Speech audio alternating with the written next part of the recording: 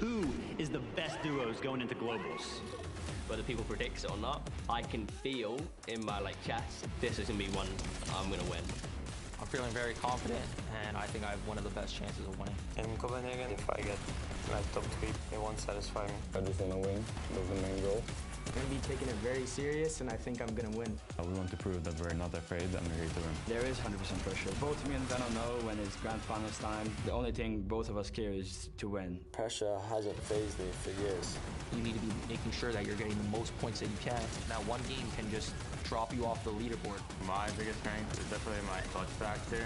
I'm not playing for top 15 again. People have been saying for 2.5 years, you must win one soon, so I have something to prove, I guess. I really like this ring, but I want another one.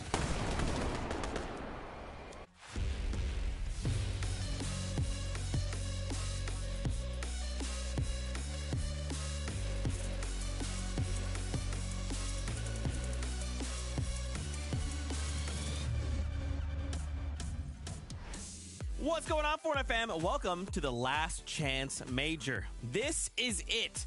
We've had 3 majors this year, and now the next step is the Global Championships. But first, we need 25 duos more to compete in the lower bracket, and this is where they will come from. Now, of course, here, we only have 8 spots, so duos will need to put everything on the line if they hope to keep that FNCS Global Championship dream alive.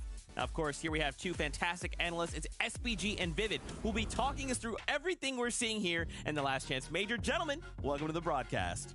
Oh, Zeke, I am so excited. I mean, we have been talking about globals for pretty much the entire year. Major 1, Major 2, Major 3, right? We have those upper bracket duos, solidified in that regard. But now it's time. 8 duos are all that remain to go ahead and finalize globals in its entirety, and I cannot wait.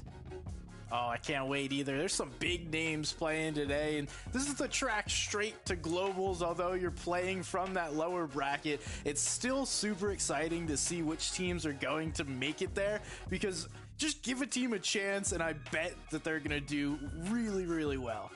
Yeah, we got to see a little glimpse of this, right, over on EU. We had a bunch of names qualify over there. Some names, of course, like Mr. Savage and Vidil, duos we were like, they should already have their spots right, but today, hey, don't worry about it, Last Chance Major. We're going through as a #1 seed. For you guys, what is your expectations coming into the competition today? I mean, listen, I just want to see everybody clutch up, right? The duos that go ahead and deserve to actually be in globals and are playing today right now is the time to go ahead and prove it. And I just want to see some good Fortnite, as always. Oh, I agree with you. Just want to see some really well-played video games today, but ultimately, these teams will be showing us exactly that. For sure. So let's talk about the journey of how we got here. What is the Last Chance Major? So as I mentioned, we've had 3 majors this year, and from every single major, we've had players moving up into an upper bracket heading to the Global Championship. Here you can see a couple names from Majors 1 and Majors 2. Of course, Acorn and Cole, Thorix and Bolts from NA West East. Then we combined, became NA. This just passed Major number 3, and we got our next list of players, but this specifically is the Last Chance Major. So what we're going to do here is we're going to play a bunch of games, 6 to be exact. And then after all 6 games, the top 8 will find themselves in the lower bracket of the Global Championships, where then they will have to compete once more to make it to the final stage. And of course, fight for the prize money and all the accolades that come with making it to the Global Championship. It's been a journey, gentlemen. It has been a journey. Yeah, I think the point of conversation here is that all of those duos that qualified through to the globals in majors 1, 2, and 3, they're not going to be playing in the Last Chance Major, right? Because there's no point. They're already qualified into globals. And if we go ahead and look at the format here for the lower bracket, again, you keep mentioning that, Zeke. Basically, how globals is going to work is all of those duos in majors 1, 2, and 3 are going straight into the upper bracket. We're on day number 1 of globals. The top 25 will go into the finals there. And the lower placing 25 will then drop down to the lower bracket, combined with all of the duos from the LCM, which we are playing for here today. Yeah, so the teams playing today have a little more ground to make up, but ultimately it comes down to what they do today to even give them a shot, and that's the most important. These 6 games will determine whether or not these teams are going to Copenhagen or not. Definitely, man. So let's do this. We got a list of 25 duos here to look at. This is the first of the 50 we're seeing compete here today. So there's quite a number of duos that maybe you're familiar with seeing. But there's also duos that you're like, wait a minute, I thought they were together, right? I'm thinking about like NPen and Byla, right? These guys just missed out on qualification. They decided for the last chance major, let's split up. Let's kind of return to kind of some similar roots like Peterbot and Byla, and let's see if we can qualify for the Global Championship. Yeah, and I'm really happy that you went ahead and mentioned that duo. Peterbot and Byla, this is going to be the one that I am most excited to go ahead and see compete today because SBG, you know, as we know, this duo has actually won an FNCS championship together before, but shortly after they went ahead and split up, and now returning to that duo, I'm excited to see what they can pull off. Yeah, it's interesting. Peterbot was arguably talked about as the best player in the region about a year ago, and since splitting from Byla, he hasn't had that same success. I'm looking for him to prove today that these two can come back together and ultimately prove just how good they are. Now, there's two duos here that I want to highlight, but first, what I want to do is let's flip on over to the next 25. We'll come back to those other two duos. First, let's look at this next list of 25. We got a couple names here on this list. Is there any duos that are jumping out to you guys as duos you're looking forward to see compete today? We got the OGs and Blake and Macwood. I'm excited to see what they can do with an uncontested job spot finally, but I'm more so looking towards Agented, who of course is going to be Agent Sentin. Congratulations to him, and Polarize. And yeah, I'm really excited to see this duo perform because we know that the lower ground is going to be a priority for this duo, so I'm excited to see if they can actually find themselves down there on all 6 games. Yeah, I'm interested to see how well they perform because they've kind of had their highs and lows back and forth and yet to show us they could play a complete tournament through 6 games. So that's the challenge for them today. Another team that I really liked in the previous round was Yasir and Dorito. Just an uber fragging double controller duo that I'm interested to see what they do today. Do they keep that style or do they reel it back in here in this final format? There is much we will be seeing today in the 6 matches. And once again, we cannot reiterate this enough. This is it. The final 6 games before the Global Championship, which will give us the top 8 duos to join once more from NA. Now, we have an interview lined up with one of our players. You've seen him before, and he's caught me off guard with the glasses. It's no glasses Blake today. Super cash, button down, cool guy Blake. What's up, Blake? How you doing? Dude, I'm doing fantastic. Last chance major. Here we go. 6 matches. Talk to me about where you guys are at. Where are the mentals? What's the preparation been like? Where are you guys at? Yeah, so we're actually uncontested at Lonely Labs. Finally uncon NA finals. Time to prove ourselves. I think me and Macwood are one of the most experienced duos in this lobby. We have probably top 3 most combined grand finals appearances out of all these duos. So I think we're going to get the job done. And obviously grand finals didn't go how we wanted it to as we were contested. Nothing we can do. But now there's no excuses. Like, we are uncontested. Like, this is our time.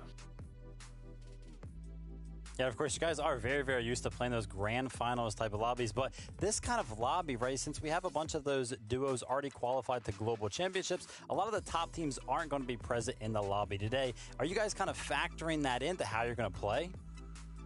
Yeah, so obviously a lot of the top duos on this region, like Rise Yamzo, Kanata Agers, Booga Threats, none of them are in this lobby. Like, this lobby, the way I'm looking at it is it's more of like a heat lobby. And if you look at my past heat placements, I've won like 4 different heats, which gives me a big confidence boost because like this lobby is not the most, obviously it's good players, but majority of this lobby has not been in this situation and they're going to be nervous and shaking, and me and Macwood are not going to be doing that. So I'm ready. You mentioned that your experience plays a big factor in why you think you'll be successful. Like, what are the key pieces you've learned from previous finals that you think will be key to your success today? Yeah, so I think just knowing like our surge routes and what we're going to be doing like mid game. I feel like mid game is one of the most important parts of these tournaments. Making it to those end games is, once you get to the end game, it's easy. So just getting through those mid games, getting your surge tags, knowing your rotations, getting your cash, all of that is very crucial. And I think we've played enough of Fortnite to know how to do all that. There you go. Fortnite's easy, guys. You heard it from Blake himself. Blake, one final question for you guys. You know, if you wanted to give advice to players that are maybe in this situation and they're trying to kind of keep it together and they're maybe on that shaky ground, what advice would you give them to try and just help them just ease up a little bit? You know, I don't really want to give any of my opponents advice, but if I had to say anything, I would just say be calm. If you don't qualify, it's not over. There's still next year. I know it sucks to hear that, but there's probably a big land next year, and it's not the end of the world if you don't qualify. It's going to be demotivating. I'm going to be demotivated if I don't qualify, but you just got to push through that, and it's how you bounce back. Yeah. Thank you so much, Blake, for your time. Of course, for the fans out there, where can they find you? My Twitch is just @Blake and Twitter @BlakePS. Awesome. Blake, best of luck today. We hope to catch you a little later on. Thank you. All right, that was an interview with Blake. So as we kind of turn back attention toward the competition, let's talk about what works, right? So we have 6 games ahead of us, and at the end, we have to come in that top 8 of the leaderboard if we want to keep going. Let's focus in on, remember I mentioned 2 duos. We're going to come back to them now. First off, it's Pamstu and Fatch. What worked for them in previous majors that could kind of lead to them to doing well today? So this duo kind of had an evolution over the past year and a half. They really went from like a one-track mind kind of team to adaptable to any kind of situation they're given. This year has been a little tougher than last year. Last year they had so much success. They've continued to be successful, but ultimately they've been contested pretty much the entirety of this year, having to fight for different drops. They were playing out of one drop the entirety of Major 3. Now they're deciding to go mid-map. We've seen a ton of teams on multiple different regions be successful here in the center of the map, regardless of the POI. The center of the map is really important and really key to a lot of team success. So Fatch and Pam decided, all right, we're not landing the outskirts, we're not landing any splits, this is ours. We've figured out if we make it to endgame, we have that success. So all they need to do is win those off spawn fights, which I say all you need to do. That is a really difficult thing because they're going up against Chris, and he is also a player that has a high caliber. So I'm interested to see how exactly this plays out and if even both teams wind up landing here. Yeah, and honestly, the thing that I'm looking forward to is the fact that I feel like the mid-map gives them more bounce-back potential from being contested, right? There's so much more area to work with. You have the mud, you have all of the plants around in the area, and then you have a lot of access to the rifts that can give you that instant contest on that rift island. So this could be a better spot for them to be contested. Absolutely. So that was the first duo. Let's talk about the duo that I'm sure many fan favorites, or fans rather, would be their fan favorites. Is Clix. It's Epic Whale. The 6th time coming up with Clix. We saw Mr. Savage over on EU qualified. That's one blonde boy. We need the second one as well at Globals. So what can this duo do to kind of be successful at the end of today? What they can do is just what they did in Grand Finals in one of their best placing games, where, of course, today they're going to be landing to the north of Mega City. But I wanted to take a look at one of their games from Grand Finals, because how they played this game is how I'm hoping that they're going to play a majority of their games today. Of course, a majority of the early and mid game for this duo is going to revolve around getting Storm Surge, and they like to do that by basing up on their caches, which gives them good positioning and also a lot of extra heals. But because they're on that cache, as you can see from their position here, they are not afraid to go ahead and tank a lot of Storm. But it's not just them, sitting all the way out here in the Storm. It's the rotation that comes afterwards that I liked for this duo, because instead of white lining it in, running directly towards the next zone, they actually go ahead and opt towards going towards the middle of the map, that new biome, of course, which we've mentioned it time and time again. The mud is so good for any of these competitors to go ahead and use to actually rotate in, but then also, we mentioned it, they're in the Storm, which means that whilst they're in that biome, they can also heal up using any of those slurp plants, and they go ahead and actually tank zone later on in this game as well towards the moving zones using the slurps. So I feel like this duo has a really solid strategy when it comes to playing around in the Storm in this no mobility meta and just avoiding all those duos and getting solid rotates in. That's beautiful stuff. There's so much detail, so much depth, and so many different ways to be successful. As we prepare, we're almost ready to kick things off. I want to just get quick expectations. So obviously we kind of talked about this before, but now that we have all this knowledge, what else can you impart upon us? Listen, Clix, Epic Whale, they've been dominating round 1, round 2 of the LCM. Continue that today. Okay, I'd like to see that. And then I also want to see some of these newer names start to rise up that leaderboard and get themselves a spot in Copenhagen. That's right. This is it. The last chance major kicks off right here, right now. I'm going to introduce Kelly Link, who you'll be seeing and hearing as your mid-game analyst, but your casters, Monster Deface and Jacob PR, are standing by. All right, let's get right into it. Thank you so much. We are gearing up here, Jacob. We have the last chance major right in front of us, and the stage has been set for us. Yeah, it definitely has, and as the name kind of says, it's the last chance that these teams have to make that global championship. And you got to realize some of the players competing in today's lobby, they were substitutes. They were spectators on the side of the last invitational, and they have tasted what it's like to even see that big stage. Now they want to be on it. Exactly. And of course, we talked about it and you heard it first from Blake. The lobby in general is going to favor those players that are a little bit more experienced. I am extremely interested to see how Epic Whale and Clix are also going to do, because we know if you look at Epic's just resume, his history, he's so good on land. But first, we have to get through the games, and I heard that battle bus. Let's go.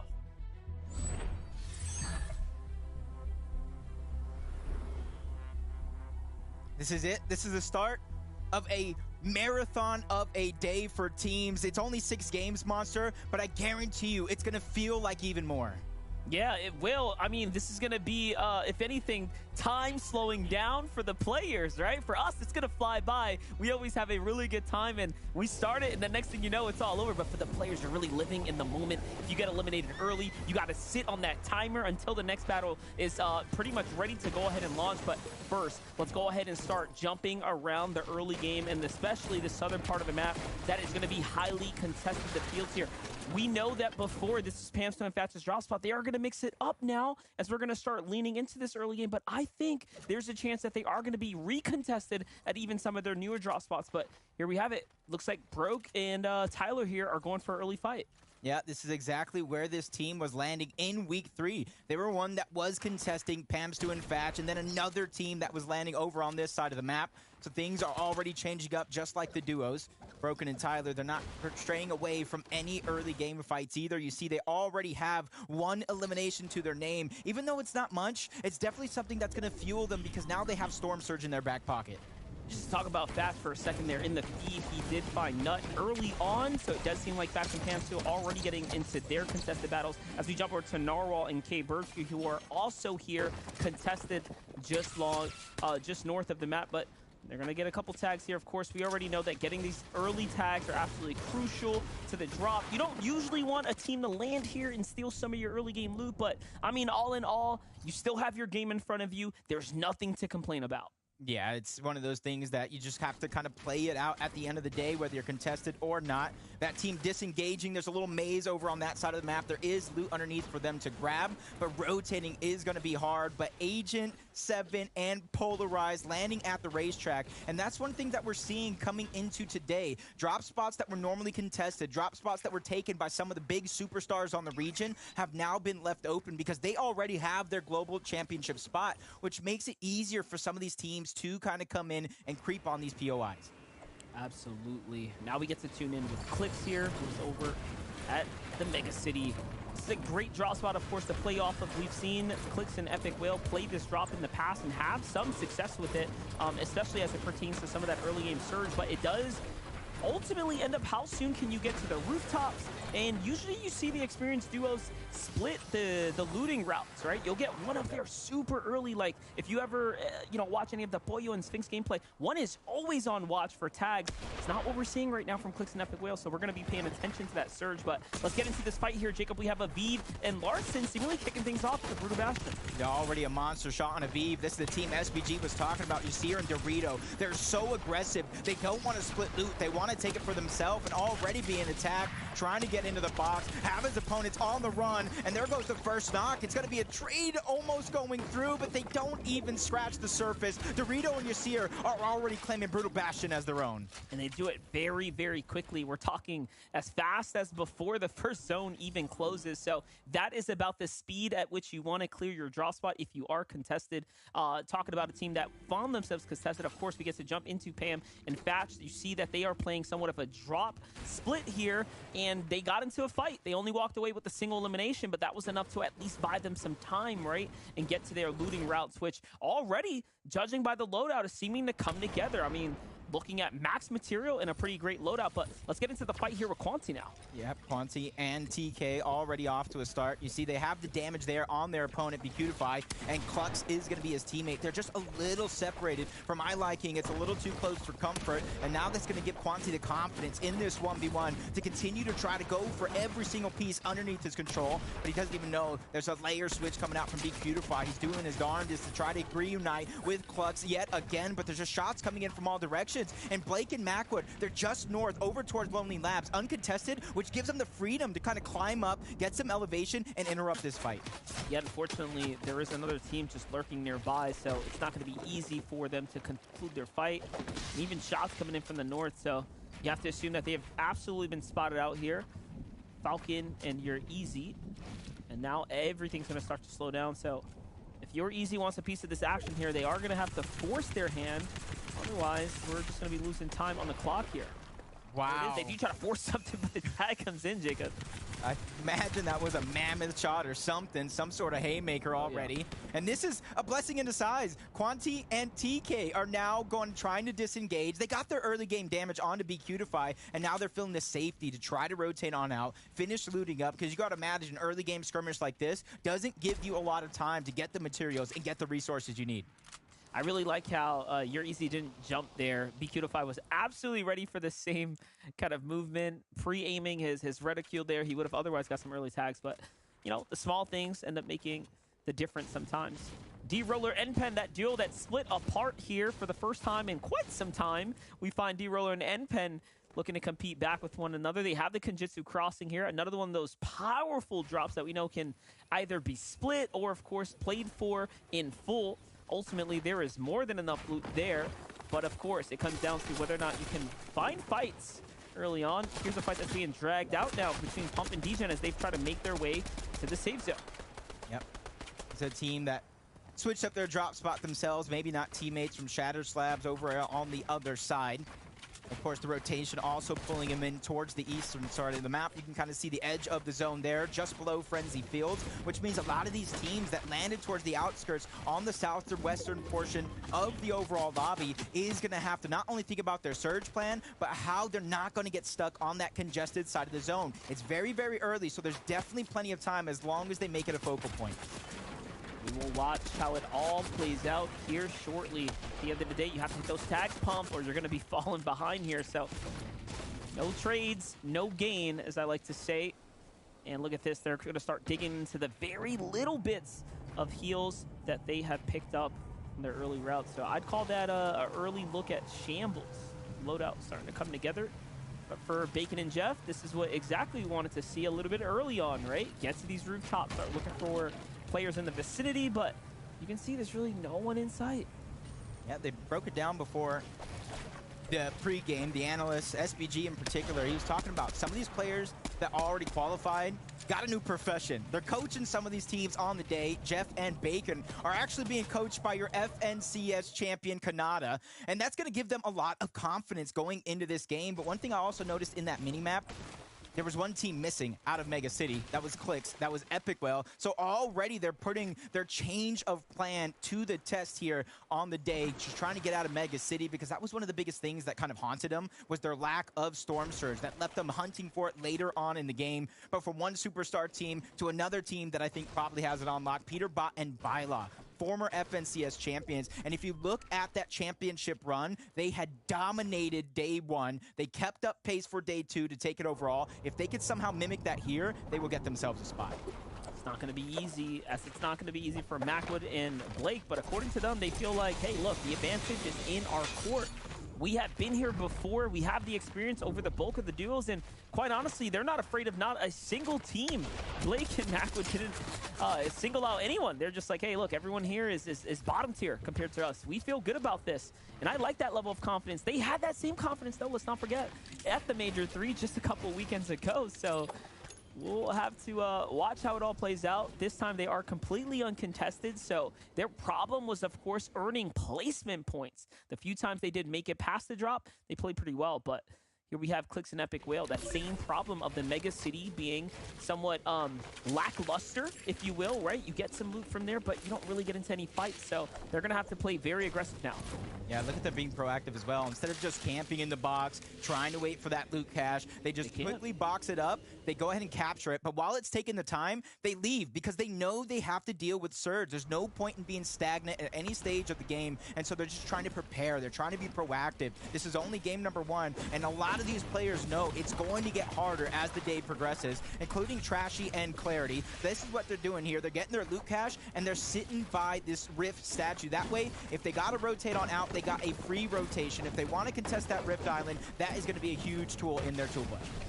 It's really what separates high-level competitive Fortnite versus your standard Cash Cup or any other kind of lower level, you know, quality of total lobby is the fact that the ultimate, you know, hurdle to overcome is the strategy of finding the proper fights, mitigating, of course, your, you know, your losses as far as damage and whatnot in the process. So it is a very difficult thing to do. But let's just catch up. What all happened here? Razor and Airy find themselves up on some big loot, and this is how it all begins. Oh, that zip line caught before Cutify can even touch down there. Yeah, just judging where they were at in the start of the game, fighting to where they ended up. They probably went back up towards Lonely Labs to try to get the scraps or whatever Blake and Macwood left behind.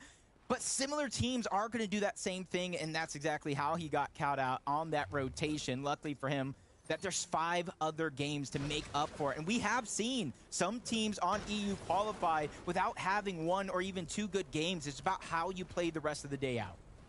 Yeah, absolutely. It really does come down to popping off when it matters most and just making the best of your good runs. A team that I'm looking forward to is Walkers there, and Vert you saw in the distance. I didn't see Vert. I did see Walkers though, however, so hopefully he does have a teammate still nearby. Yep, and here we have so many new teams here in the mix. We broke down some of them in the beginning, but Kelly's here to break down some of our returning and new teams. Thank you so much, Jacob. Of course, with this being the last... Thank you so much, Jacob. Of course, with this being the last chance major, these players are going to do whatever they can to punch their ticket into the global championships. And with that, the strategy might be playing with a new player. We have 27 players returning from the Major 3 Grand Finals. Out of those 27 players, 17 of them are playing with a new duo, such as Byla and Peterbot, which we talked about before, but we also have Redux, Jagveer, Notch and Larson, Aviz, TK, Bully, Nazin, Inpin, and D-Roller, and we have to see how that works out for them. Definitely a good opportunity to change things up and try to get this last chance, the last 8 spots for NA in that global championship. And for some of these players, after watching the past 2 rounds, it is really giving me a boost of confidence that maybe they did make that right decision. Yeah, but you know what? Like we said, it's really going to come down to performance at the end of the day, and this game's already halfway through, so the clock is ticking. We haven't seen anything pop out, I would say, yet, as of our competitors, so it's your standard pacing so far for NA. Things are just going to slow roll here. Plenty of players still alive right now as well. And this is where it does start to get a little more difficult. The Rift Island's going to jump up here. And Jacob, as we know, this is worth a lot of points if you can fight for it. Yeah, you said it perfect. A slow roll. Usually that Rift Island appears. You got players rifting in the sky to try to contest it. For the first couple of seconds, nobody even goes up towards it, but now fights are going to break out, realizing that nobody contested it. They probably think they're the only one. You're Easy and Falcon. They are definitely up for the challenge. That's Peterbot. That's Byla on the other side. In comes even more teams that make this a party. Let's see the early tags here onto Npen and Byla. Inside the box there, excuse me. Byla and Peterbot there inside the box down low. Shots are going to come out in return, and the more experienced duo is going to get the first knock there, and Falcon gets finished. Your Easy is now left by himself, and this is what happens when you push a team that is absolutely ready for war here. The counter shots come in. He's probably a little faster than what you've seen in the videos, and all of a sudden you get to experience it firsthand. Byla and Peterbot are nothing to overlook at or take for granted. They come in, they close things out, and already now they have the lead here. Yeah, it's scary. They have so much pop-off potential. They could turn a fight around in moments' notice, and that's what they like to do. They like to fight for every single thing they have, and that's also going to be one of the things I'm watching throughout the day. If they can play both sides of that coin, you know they can play fast and aggressive, but can they slow things down when they have to, especially now that they're 532 above the damage threshold. Risky peaks with this season and the Mammoth, as you see here, is going to be a huge one to watch out for, and that's polarized getting taken down by Pam, Stu, and Fatch. Now, the cool part about that replay there, they timed that perfectly. And not only that, it was like a flick shot coming out of Patch out of nowhere. So the comm comes out, they hit the double headshot, Mammoth right there, and you couldn't even react. That was just beautiful. But let's jump in with Death and Tahi now. The Surge is officially active. You can see the numbers starting to pop up above on the right-hand side as we start tuning into the points of view here. Big numbers mean you're okay. If you're below, it means you're not okay, and you will have to fight. There's about 15 or so players that will have to go down now, so this is going to be a very long, drawn-out surge. And for most, it's going to come down to how well have you prepared for this moment. Yeah, and you can already tell Clarity and Trashy know that one player, Nassen's knocked down. They may not know his exact location, but they're going to get that cleanup in just a few seconds. I think Tragic made the brave and the correct choice to disengage, especially with how weak he actually was. With his own pulling in, Clarity and Trash are going to have to leave this spot eventually, and I think that could be his run to at least try to pick up that reboot card. If he actually gets the reboot, that's going to be a whole nother question, because this finals lobby is already looking like it's one where nobody is letting any opportunity slip through their fingers. Slick and Chicken is going to be one of them. 53 below the damage threshold, but they at least position themselves high up on a mountain to where if they wanted to take peeks and try to get surge, they can do just that. Yeah, Chicken has to be the first to go now while he has that Slurp Juice rolling here. But the hesitation is probably going to come back to, to punish them here. If they can't find something and find something quickly. They have Lacey nearby. That can be a total option. They're going to go for the fight wall to wall as opposed to going for the long range tags here. With Surge, as long as they hear the shields crack, this Mini, every time he pops it and Surge, they know he's weak. They know it's somebody that they can easily try to defend against. That's Lacey, that's Jivy, and that was a huge clutch just to get him here. Lacey picking up back-to-back eliminations and even getting the final one in their final game. And starting off hot, they get another elimination to their name, but the other one got stolen away. Epic Well, somewhere around the map, saw this fight and said, hey, this one is mine, you can have the other. Yeah, and that's one of the problems with going for a box-to-box fight right there, that disadvantage. That shield crack sound is so distinctive. The players themselves cannot see the lightning bolts come flying down, right? But you can absolutely hear the damaging sound of the shield breaking, and that's a telltale giveaway. I would have liked for them to take a little bit of a longer range battle there, but it is what it is. We live, we learn, and we move on. Here we have Broken right now playing the deep zone right here, possibly looking to see if he can, rat around right now for a potential pickup, but also he has some options in front of him. The fact that they are 600 above the surge here means that they have had a successful run. I mean, 4 eliminations tell us that they are off to the races right now. We will need a team to make it a little bit further here. A couple seconds left now before he will have to pop a med kit or otherwise. Okay, there goes the med miss. And yeah, I guess he's just gonna play to just make it as a solo. Yeah. Luckily for him though, the zone is pulling away from Mega City, so the reboot is going to be possible, but he has to wait. I don't think it's in his control here for all those other teams to just move on over and start their rotation. Jeff and Bacon being one of them. They started in Mega City and already have trekked not too far over towards Naughty Nets. That's where the zone is going to be, and already it's telling me that if you don't prepare for the different elevations, the water underneath, you are going to run out of mats quick and need a siphon earlier than you expect. Yeah, and this is one of those rotates that do become a lot more difficult the longer you wait. So I like that Jeff and Bacon are on the move here. And again, to no surprise, we already know that they have that big coach in the corner, right? That's a third brain to work with here to navigate through these decisions. And what better player than to have Kanata, who is extremely experienced here, supporting them on the run right now. Yeah, I see shades of Kanata. His loadout gives me shades of Yamzo and Rise. A lot of these players adapting from that grand finals of Major 3, taking a lot of those strategies, putting them in their back pocket for later. And this this is the roller coaster I was trying to warn you guys about. It's going to go completely off the island that every single player is currently positioned at. So the ones who rotate early, those are the ones going to have a major advantage in this next zone.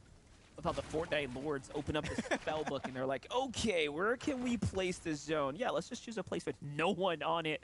They go hard south here, and every single player in the lobby have to start making this mad dash here. Quanti and Tika are going to be one of the first ones to go ahead and get some of that early real estate here.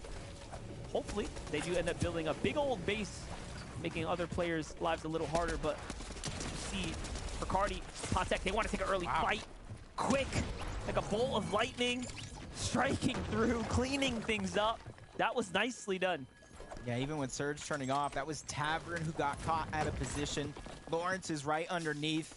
He's definitely trying to bide for his time, and this made it to where he can't rotate first now. He has to wait for some of these other teams around him to begin their rotation before he can start his own. But once those players move on out, that's going to give him a little bit more flexibility to work with. And as you see, a lot of these teams already positioned up. They have their Storm Surge, Pamsu and Fatch. This is a team, 3 eliminations so far. If they can mimic what they did yesterday, I saw a 17 elimination victory. This team can play both sides of that coin, passive in the end game or pop off if they need to. Yeah, that's the thing about Pamsu and Thatch. They are absolutely amongst the upper caliber. They just have to make it all come together. Now, they don't have an easy task. They are absolutely contested, so this first game is going to be a super important one to start to get that lead, because there's a likelihood that they don't make it out of the drop later in the tournament, right? With just 6 games, it can be very, very dicey when you're rolling out that early game battle. Macwood and Blake here, one of the only teams that are extremely experienced, that haven't quite picked up an elimination just yet. Already having a bit of a tough time here as they're just hovering above that surge threshold, so they will need a little bit more. I feel like Macwood could only blame himself for this zone. He said Fortnite was too easy. They said, hold my slurp, let's give him a far zone, see if he can handle the pressure. And so far, I give him an A+ because he's handling it well. The only thing they have to watch out for is that Storm Surge. Clicks and Epic well as well, positioned right below. And they're one of those teams, they go for pre-edits. They try to drop players in their box for eliminations. Right now, I think the blessing is that they don't need the resources just yet. We can see the zone. This is the first time it pulls far, far north now. It's going to start making it so that players, regardless of whether or not it goes your way, no one is safe. It's going to continue to drag and pull here. Macwood and Blake have elevated themselves just a tad bit. So has Yasir on the outskirts. But now we jump in with D-Roller, who's been taken out of the lobby, and it's up to NPen now to try to do what he can. He is just 83 damage above the threshold there, and things are going to pause for a moment now. But he is on the far side of the zone. He's got a long run to make. Depending on his timing here, it'll make or break the run. Here it goes. Off to the races. NPen starts to book it across. He's got plenty of builds to work with, and it's looking really, really good. So it does seem like he's timed the rotate beautifully here. Yeah, missing out on that global championship by 1 placing in Major 3. NPen, this is his redemption arc. He is ready to boot up and get himself that spot in the global championship. As Pamsu and Fatch are still finding those eliminations. That was the roller, and that's why NPen is now playing the rest of this game out as a solo. And these are huge points that any solo in this lobby can get, because we're barely into the top 20. Yeah, and you can see the strength of the Breacher here in the end game when you have the zone and you're positioned accordingly. When you're in a great spot with no pressure around you, the setups here are absolutely beautiful. And you can see how they're not afraid to take any kind of fight here. Blake and Mac would have to be careful. Little did they know a threat is lingering nearby. Pamsu thought about it, but instead they prioritize the rotate here first. It's going to start to take them off the elevation. Pamsu left behind, and that's what happens. You let your guard down for a moment there, and all of a sudden it is all over. It's now up to Thatch to play this one out by himself. He's looking back here, trying to figure out who took out his teammate. And little does he know, it's Macwood there. Macwood's going to get tagged up, and Thatch with a quick takedown. Can he get the finish now is more important there. Yes, he will get the body tag, possibly the point as well to come here. There it is. And nicely done from Thatch. Yeah, now's not the time to go down for anybody in the lobby. Placement points are just beginning to ramp up for every team that does go down. And we're talking about ramping up. You said it yourself. Clicks at Epic well, the first team that is taking the high ground and trying to put it in their pocket and use that to win the game. This team, too, just like Pamsu and Fatch, had a double-digit elimination victory royale yesterday with 15 overall. High ground is like a lost art on NA, so if you can put it all together, there's not a better time to do it than now when the lobby in general is those that are left to qualify here at the last chance major. Epic Whale and Clicks absolutely have all the experience in the world to play this high ground, but first, we got to tune over Peterbot right now who's looking to get Mixie here on the low ground. He will have to make his way up this weird elevation here. He finds a moment and an opportunity out the side, and he is off to get to the front side of the zone now. Starting to run out of material here. He will have to do something absolutely desperate. The clock is ticking, but luckily, no one is near him. He pops the pre-slurp juice there. Blake's one of the last ones on the edge of the zone. He's also going to make it just in time. Getting intense. A little zipline play. That was big for Blake. Allows him to kind of move just a little bit quicker through the zone. Med Miss is going to be used. That's just going to get himself his HP up. Still has one more in the back pocket. Clicks an Epic Well from one mountain to the next, holding on to that high ground, not letting it slip out of their hands, not even for a second. They're one of the few duos left in the game. There's 3 different solos. Clicks and Epic Well are still putting pressure on the rest of the lobby. It's a top 5 for Blake, though. Nicely done. Epic Whale jumps down because he needs the refresh here. He gets a couple mats, and oddly enough, they're going to leave it up to him now to go ahead and go for the toe-to-toe battle. I would have thought you said Clicks down already, but no. Peterbot's still down there, making it not easy of a decision to go just yet. Peterbot gets taken out, though, to the hands of death. Epic Whale now has to make the decision. He's going to pre-pop the slurp juice here. It's a 2v1 situation. It should be an absolute easy cleanup now as they have the advantage here. And it's going to be all she wrote here in just a moment's notice, but there are no more builds left on an Epic Whale and Clicks duo, so they can't afford to miss a shot now. Death can still do something, but it's not going to be enough. Epic Whale closes things out, and they win the game. That is huge. This is a team that everybody had high hopes for. There was a ton of pressure on the entire Fortnite community and even for themselves. They switched things up and they have been on a roll since then. Duo Cash Cup, FNCS Last Chance Round 1 and 2, and already here in Game 1. I mean, would it be an in-person event if we didn't see Epic make it there? We'll find out. Like I said before, this is absolutely one of the teams that I know that can put on the performance when they are all together in the same household. So we'll see it. Yeah, we'll definitely see if they can keep up that pace and anybody else in the lobby, as a matter of fact. But if Game 1 is done, let's take a look at that leaderboard. Zeke, analyst, break it down.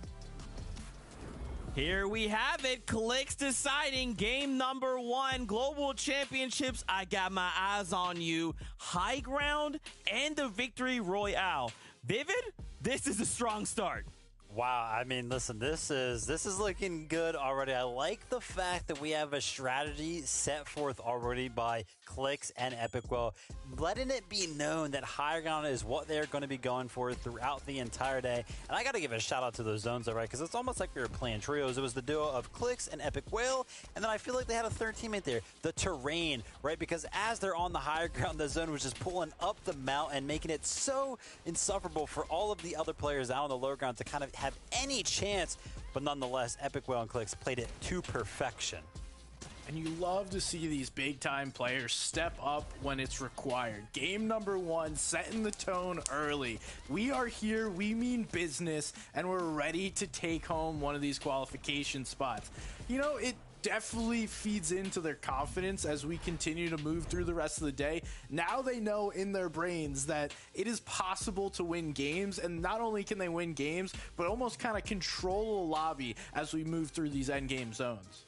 Yeah, and it wasn't just them, right? We saw a whole host of players we're used to seeing, right? We had Blake and Macwood there. We had Byla and Peterbot as well, having to play solo in that situation, but still, what a crazy way to kick off the last chance major here in NA. I know you Clicks fans are out there like, yeah, let's go. I'm here. We're here. We're in this together. Let's take a look at the standings, though. I want to see what else we can learn from just game number 1. I like the word you use there, SBG, tone, right? We're setting the very tone here in this game. Now, it's not just Clicks and Epic Whale. That's right. Take a look at this. So, Def and Tahi decided, look, we don't need the victory royale, Vivid. We're just going to walk away with 8 eliminations, and we'll start in the first place. Listen, they're sneaking up there in my mind. They was not on my radar at all that Clicks and Evan Whale would not be in first place. So shout out to Death and Tahi. But I also want to give a huge shout out to Peterbot and Byla, because not only did they go ahead and capture Rift Island that game, but Peterbot had to put on one heck of a solo clutch to actually clutch up a majority of their points right here, because he was left as a solo. Yeah, Peterbot's just doing Peterbot things. This is almost expected from him at this point. And those expectations, while they are heavy, he seems to step up and show out every single time. And this time, he didn't frag out, do anything crazy, but he makes the right plays slow within himself to allow that placement to continue. And that's why we're seeing them. Plus, you know, a little Vault Rift Island capture, that'll get you those 18 points. That stands out to me. Those guys are clearly going for Rift Island as well. It's wild, too, because remember, think back to previous majors. There was 1 week where we just saw everyone going after Rift Island, every single vault they could. And then in Major 3, it's like, nah, we don't really want to fight for this anymore, right? A duo would just show up and be like, oh, Rift Island, yeah, I guess I'll contest it this time. But for Peterbot and Byla, they're like, no, we're going to prioritize these things. And that's making a difference. Yeah, I mean, let's not forget, too, the changes that came in right before grand finals of Major 3. Now, if you and your duo are up there on Rift Island capturing that capture point, only 25 seconds, and they, of course, got priority that game, so they captured it so fast. It was just so easy, just an easy 15 points for them. Yeah, it definitely makes it much faster, much more viable to play for if you can get there first. Also, I know you gave him a shout, but shout out to Death. Doing the unexpected in game number 1. Him and Tahi kind of just like historically underdogs, and those guys having a big game number 1. Again, just like I spoke about for Clicks and Epic, having that confidence, having a successful game number 1 really breeds success later on, and I hope to see these guys continue that. And one thing I actually looked at there on the standings, remember, are we looking for that top 8 to move through at the end of the day? Pamstu and Fatch is a duo we are desperate to see at Global Championships, right? And they are right there on that line, sitting in 9th place, only 2 points separate. Now, of course, nobody panic. We've got 5 more games. Everything's fine. However, this is a duo that I want to see perform. This is a duo that I believe should be at Global Championships. Yeah, and honestly, they were in a really good spot coming into this endgame right here. Not to mention any team that actually made it into this endgame, hats off to you, because that 7th zone put on the naughty nets, and like MDF mentioned, there was not a single arrow within that zone, so everybody actually had to rotate onto an island. But yeah, it just came down to this. I mean, that first moving zone came out, and a little bit of a staggered rotate between this duo got Pamstu caught up, and Fast was left as a solo to go ahead and clutch up. But, you know, he got a couple points for them in the end. To me, though, the fact that they got early eliminations and had so much Storm Surge done throughout the early game means that they probably have a really good strategy coming into the rest of these games, which means that we're very, very likely to see them in endgame after endgame throughout the next 5. Yeah, they were able to get that first elim right off spawn, and the thing that's impressed me most about these two across this year is last year they've kind of been slower, more methodical, less aggressive players. They've seemed to put on a more aggressive mentality coming into these lobbies and really being almost angry playing these games because everyone is in their way trying to prevent them from what they see right in front of them, and that's Copenhagen. I love it. I love it. Okay, so we have one game down. Is there anything that you guys are feeling like you saw in this game 1 that you're like, I don't know if this is it? And on the flip side, are the things you saw in game 1 that you're like, I'm into this right here? Or should I? But I feel like a lot of the favorites coming into the LCM, right? We kind of saw all of them in 7th zone, so a lot of them are making it into the end game. So I think that's good news for all of the fans out there, all of the favorites coming into the day. And I mean, like, it's just got to be the obvious point here is that Clicks and Epic Whale controlled the high ground, and if they can continue to do that throughout the day, it's going to be easy for them. Yeah, the one thing that surprised me was that zone. Vivid, we were talking about it. I don't think I've ever seen that zone pull before. Crazy. But Quanti and TK able to make that rotation from all the way up north, all the way down south. Very impressive to see them have that much success here in game number 1 with the difficulty on 10 with that zone. Absolutely. Of course, it's not going to be easy for any of these duos with a rotation like that, but I know we want to talk more about things in general, but hey, we got more games to go. There's 5 more before we are done with the last chance major. Let's get ready to hop back on with Jacob PR and Monster D Face for game number 2. Well, that's right. We're just a big step closer now to getting to Global Championships here, Jacob. With that being said, Zeke posed a great question. What do we want to see more of? I think what we're lacking here is that high ground identity. Yeah, you said it yourself during that game as well. A lot of the teams that would typically go for that high ground are not in this lobby, which means it's open for the taking. Just look up. That's what these teams have to remind themselves game after game. Give yourself time. Get to the front side of the zone in the later half of the game and just look up. And avoid those ramps that Pamsto and Fatch rotate there. Definitely went south the moment they tried to play a little too conservative, and they had the front side of the zone there. So high ground endgame rotates definitely do require a little bit of a different type of play style, and sometimes min-maxing can come back to bite you and maybe even haunt you. But ultimately, we did see some of those favorite teams there at the endgame moments as we expected. But again, some of our favorites are being absolutely contested in the early moments. And of course, it's harder and harder to get those surge tags as teams start to really figure things out and begin tweaking their gameplay. So for us, we're going to have to find out now, because I did hear the battle bus.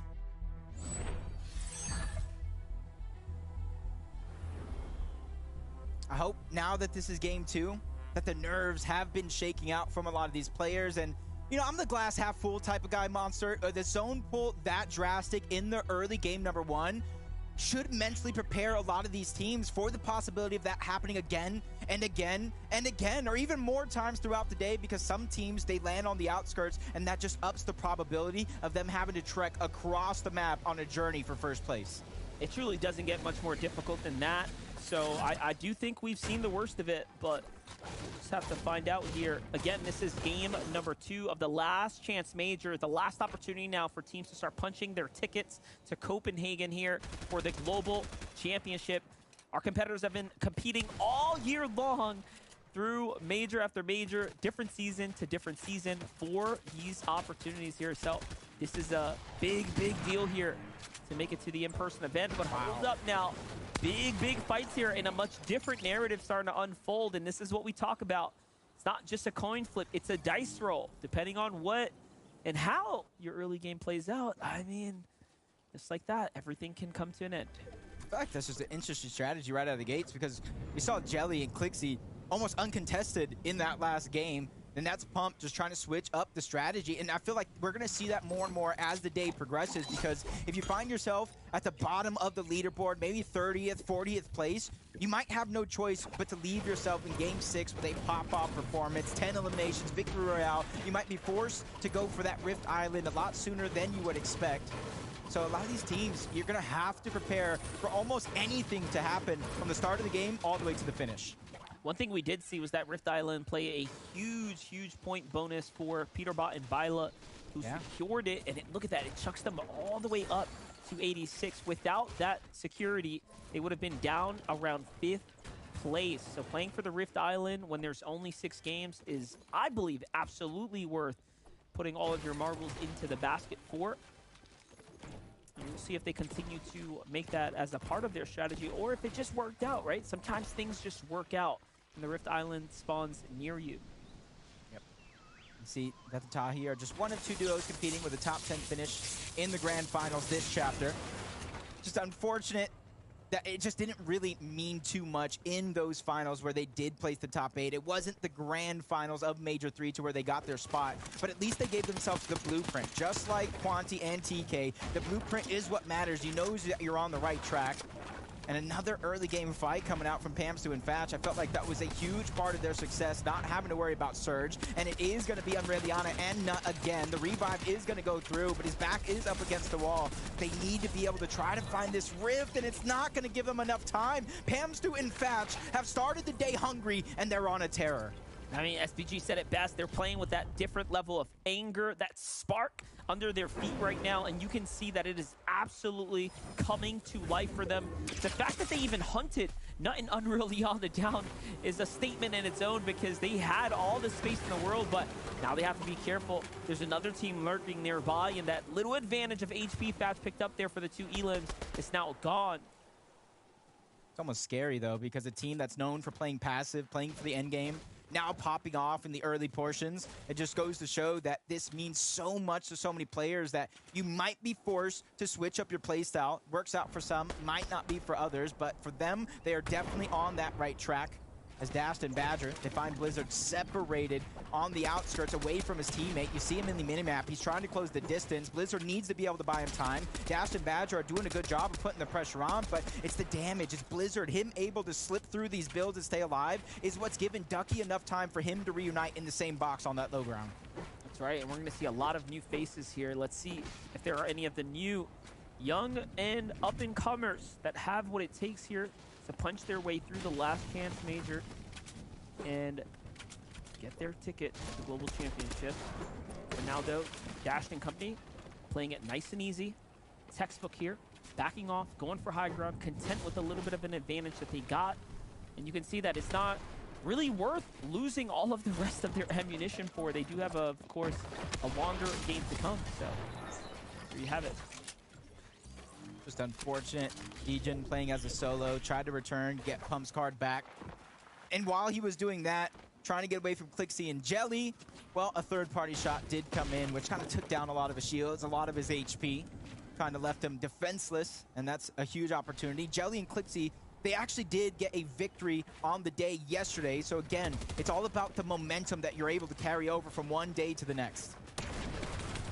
Back on over with Your Easy and Falcon here. Do they have the momentum from the last game? Remember, they were the team that was taken out at the Rift Island. It looks like a little bit of unrest is going to start to settle in here. Bukutify also taken out. Oh no, never mind. He has a sliver of HP. There's a moment and an opportunity here for them to bounce back, but it's going to be pretty difficult considering TK and Quanti are some of the more experienced duos in the lobby. TK in particular is one of the most disgusting controller players we've seen emerge out of the last 2 years of the scene here. They're happy with some of the loot, but do they want more of the action? It does seem like it. I remember watching him with Ritual as his teammate and how aggressive they were. As Quanti's just not letting up off the gas. That Flapjack just tearing through builds. That's Klutz and Bukutify on the other side. It's great to see them get early game, not only eliminations, but damage. That's something that they weren't able to pick up in that last game. And it put them in such a weird position that they eventually did go down. And that's the thing, confidence is brewing. You could look at a mistake and it pull you down, but these guys are ready to rise to the occasion, learning and adapting on the fly. And look at what Quanti's doing here. Notice what he's doing. He's giving himself more room to work with and allowing TK to play a different angle here. This is just those little things that you see from high-level experienced competitors, especially like Quanti, someone who has arguably been here more times than his own duo, TK. But all right, now choosing to back out here. They've wasted enough time. They found a couple tags and didn't quite get more than what they were looking for there. So they're going to go ahead and go for the disengage here to continue on the run. That is what matters most. As we jump on over to Jeff and Bacon here at the Mega City, of course, looking to play. Does seem like they might have secured the vault. We jumped in pretty quickly. I'm not too sure. This is smart. I'm noticing. Yeah, what do you see? Yeah, this is smart. Right now, Bacon is probably positioned at one of these mountaintops that they're talking about. Jeff had the vault key. He went by himself, picked up both the Flapjacks and both Slurps. He's bringing them up to Bacon. They're going to divvy that loot around, but this means that they were never stopping their surge plan. Bacon was always on top, trying to tag players up, but this is a battle that I've definitely been waiting for. He's ready for the challenge. That's Epic Whale on the other side. You don't see Clicks anywhere. He's on the whole other building, so Epic Whale definitely has to watch out. This is exactly what can happen when you are playing Mega City. We already know teams love to solo base up, but again, these little, you know, mobility options that you have here allow you to just cut across building a building really quickly. And I mean, that could have went, you know, terribly wrong for Epic Whale, who just took game number 1 with the Victory Royale, but luckily he did react fast enough. We now jump in with the experienced Day and Redux here, already with the single elimination, taking the floating scenic route at the moment. Shots start to come in here, so down comes the deep dive. And they're just looking for positioning, looking for a little bit of footing here. And I like where they've landed themselves at. Onto these shrooms here to get all the HP back. Bounce right back into the game. They're giving themselves so many options here, making this rotation. They can use other rifts like you see Yagvir and Aminish doing, but they also have the mud that you see a lot of teams use to rotate. And right now you see with another south zone, southeast to be exact, very, very similar to last game. A lot of these teams are prepared. You see instead of white lining into the center of zone, Yagvir and Aminish, they're going towards the north. They're trying to go to where they think is the least congested side of the map to try to give them a much easier rotation. Possibly even look to hold players out here as well. This is an open field set up in front of them, but Blake and Macwood are starting to close the distance here and get on into a more advantageous position. D-Roller and NPen on the other side right now seemingly have been situated for quite some time here. No threats in sight just yet. I do wonder if they've spotted that team out by the cabin up north. I don't think so. As you can see, D-Roller is looking pretty desperately for anything. This is where the last game more or less ended, down at the Nani net. So I'm thinking they're thinking, hey, what if it comes this way? Let's get here a little early. Yeah, it's definitely up to them where they want to rotate. They're beating a lot of the other teams because they land on that side of the map. Hopefully they do choose wisely. Hopefully they did get some surge to start themselves off. Decay, Sniffer just trying to scrape together, scavenge some of this loot that is on the bottom. They do have a pretty good loadout. They got Mythic Munitions Augment that gives them that tactical pistol. They have a gold Havoc pump, Slurps, Minis, and then that Mammoth that you see majority of the lobby carrying. Right now, it's just about so much action going down around, all around them to be exact. 2 teams fighting directly, another third team sneaking up, 2 more into the distance, and this is their chance with a bunch of players weak to try to pick up some eliminations and even more loot, and that's exactly what I was talking about as they find Chris out of position. Not only that, they do have some of the walls here, so everyone's out of position because half of this is their territory. And with a quick finish now, they're feeling extremely content with that because they needed the material here as well. Look, they're just going for the re-control of this entire area. And the max material count now back into Sniffer's inventory. What an excellent way for them to turn that situation completely around. Find themselves back in the game here. Back on over with Clicks and Epic Whale. Does seem like plenty of teams have now started to hover towards this drop spot here, but nothing stands out to me just yet. I do wonder if they managed to find their tags. This Epic was more or less pushed off of his position early on. It's like a great decision for them. You can see it like from one game to the next. In game 1, they left Mega City to go and find their surge. This time around, they're boxing up at the top of one of these buildings. Depending on where this next zone pulls, they could have everything that they need and more. They get zoned yet again. And a lot of those teams towards the north side of the map and even towards the west are in their line of sight, so they can keep padding surge on these rotating players. Well, look at this. The Rift Island is starting to be revealed there, and there is no one really near it to insta-claim it. So there's going to be some options there available for some of the players in the lobby. Like we said before, those 18 points can be an absolute game changer. Get them early on, but Slick and Chicken now pushing for the fight here. Jivvy and Lacey are on the defensive. The last time we saw this, it went very well, but this time there's no surge pressure warning just yet. Yep, for Lacey and Jivvy, they're doing a good job up to this point. But Chicken and Slick, they're not one to stray away from any fight, especially if they got the damage lead very, very early on. Not knowing exactly where these players are positioned at. You see them trying to disengage, keep rotating in, get deeper and deeper towards that Rift Island. They can choose to go up, maybe even a Rift, but there's only one team currently positioned on top of that Rift Island, and they're definitely going to be the ones that have the best chances just to capture it. Because of the changes to the capture point, 2 people sitting inside, like you see, is going to capture it much, much faster. So now you see the rest of the lobby only seeing one team up there. They know those points are going to go over, so everybody else is just going to scavenge together the rest of this loot. I like what Chicken was doing there. And Slick, they were just like looking out, trying to see if we could catch the player going up the zip line, but it didn't quite happen the way they wanted it to. And there it is, capture point already secured. You said it's quick, but it's a lot quicker than it seems. It's just like that, it's already over. Yeah, so a lot of these teams, there's no reason to fight directly up there.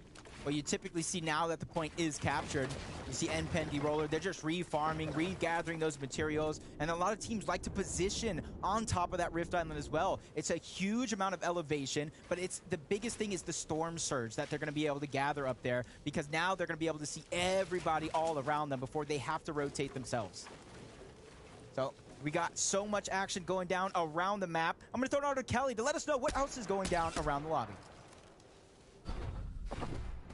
Okay. So last game, I talked about the new duos that we're seeing in the Last Chance Major. Now I want to talk about the returning duos, and we have 5 duos returning from Major 3. That's Trashy and Clarity, Clicks and Epic Whale, Pump and Degen, Pamsto and Fatch, and Blake and Macwood. Now, out of those 5 duos, do you guys know which duo has made it to all 3 majors? That's right, it is Pamsto and Fatch, and their best performance this year was a 7th place finish in Major 2. Let's see if they can do it again. I think the way they have been playing so far, they have that potential.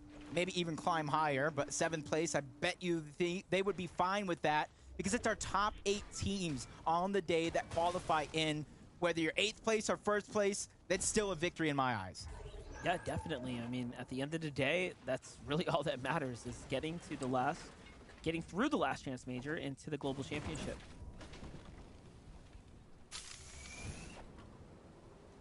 This is where another South Zone like we saw in that last game.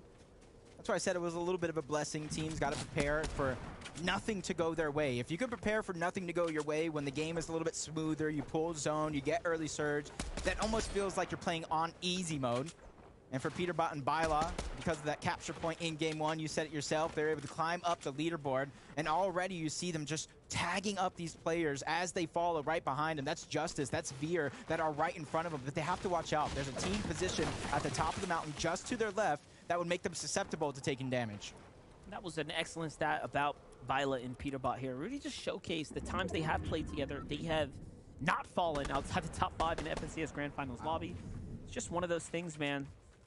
Sometimes you are just meant to play with another player, whether you like it or not. Y'all just know how to get it done. So we'll see. Vert and Walkers, man, this right here is for sure one of my more, again, underrated, I'd say dark horse picks right now. Vert is someone who's proven himself time and time again to be an absolute fierce competitor, but Walkers is that newer age of young and hungry player every season, slowly working his way up the ranks, now finding himself more alongside veteran players, right, that can really, I would say, accompany and complement his growing skill set.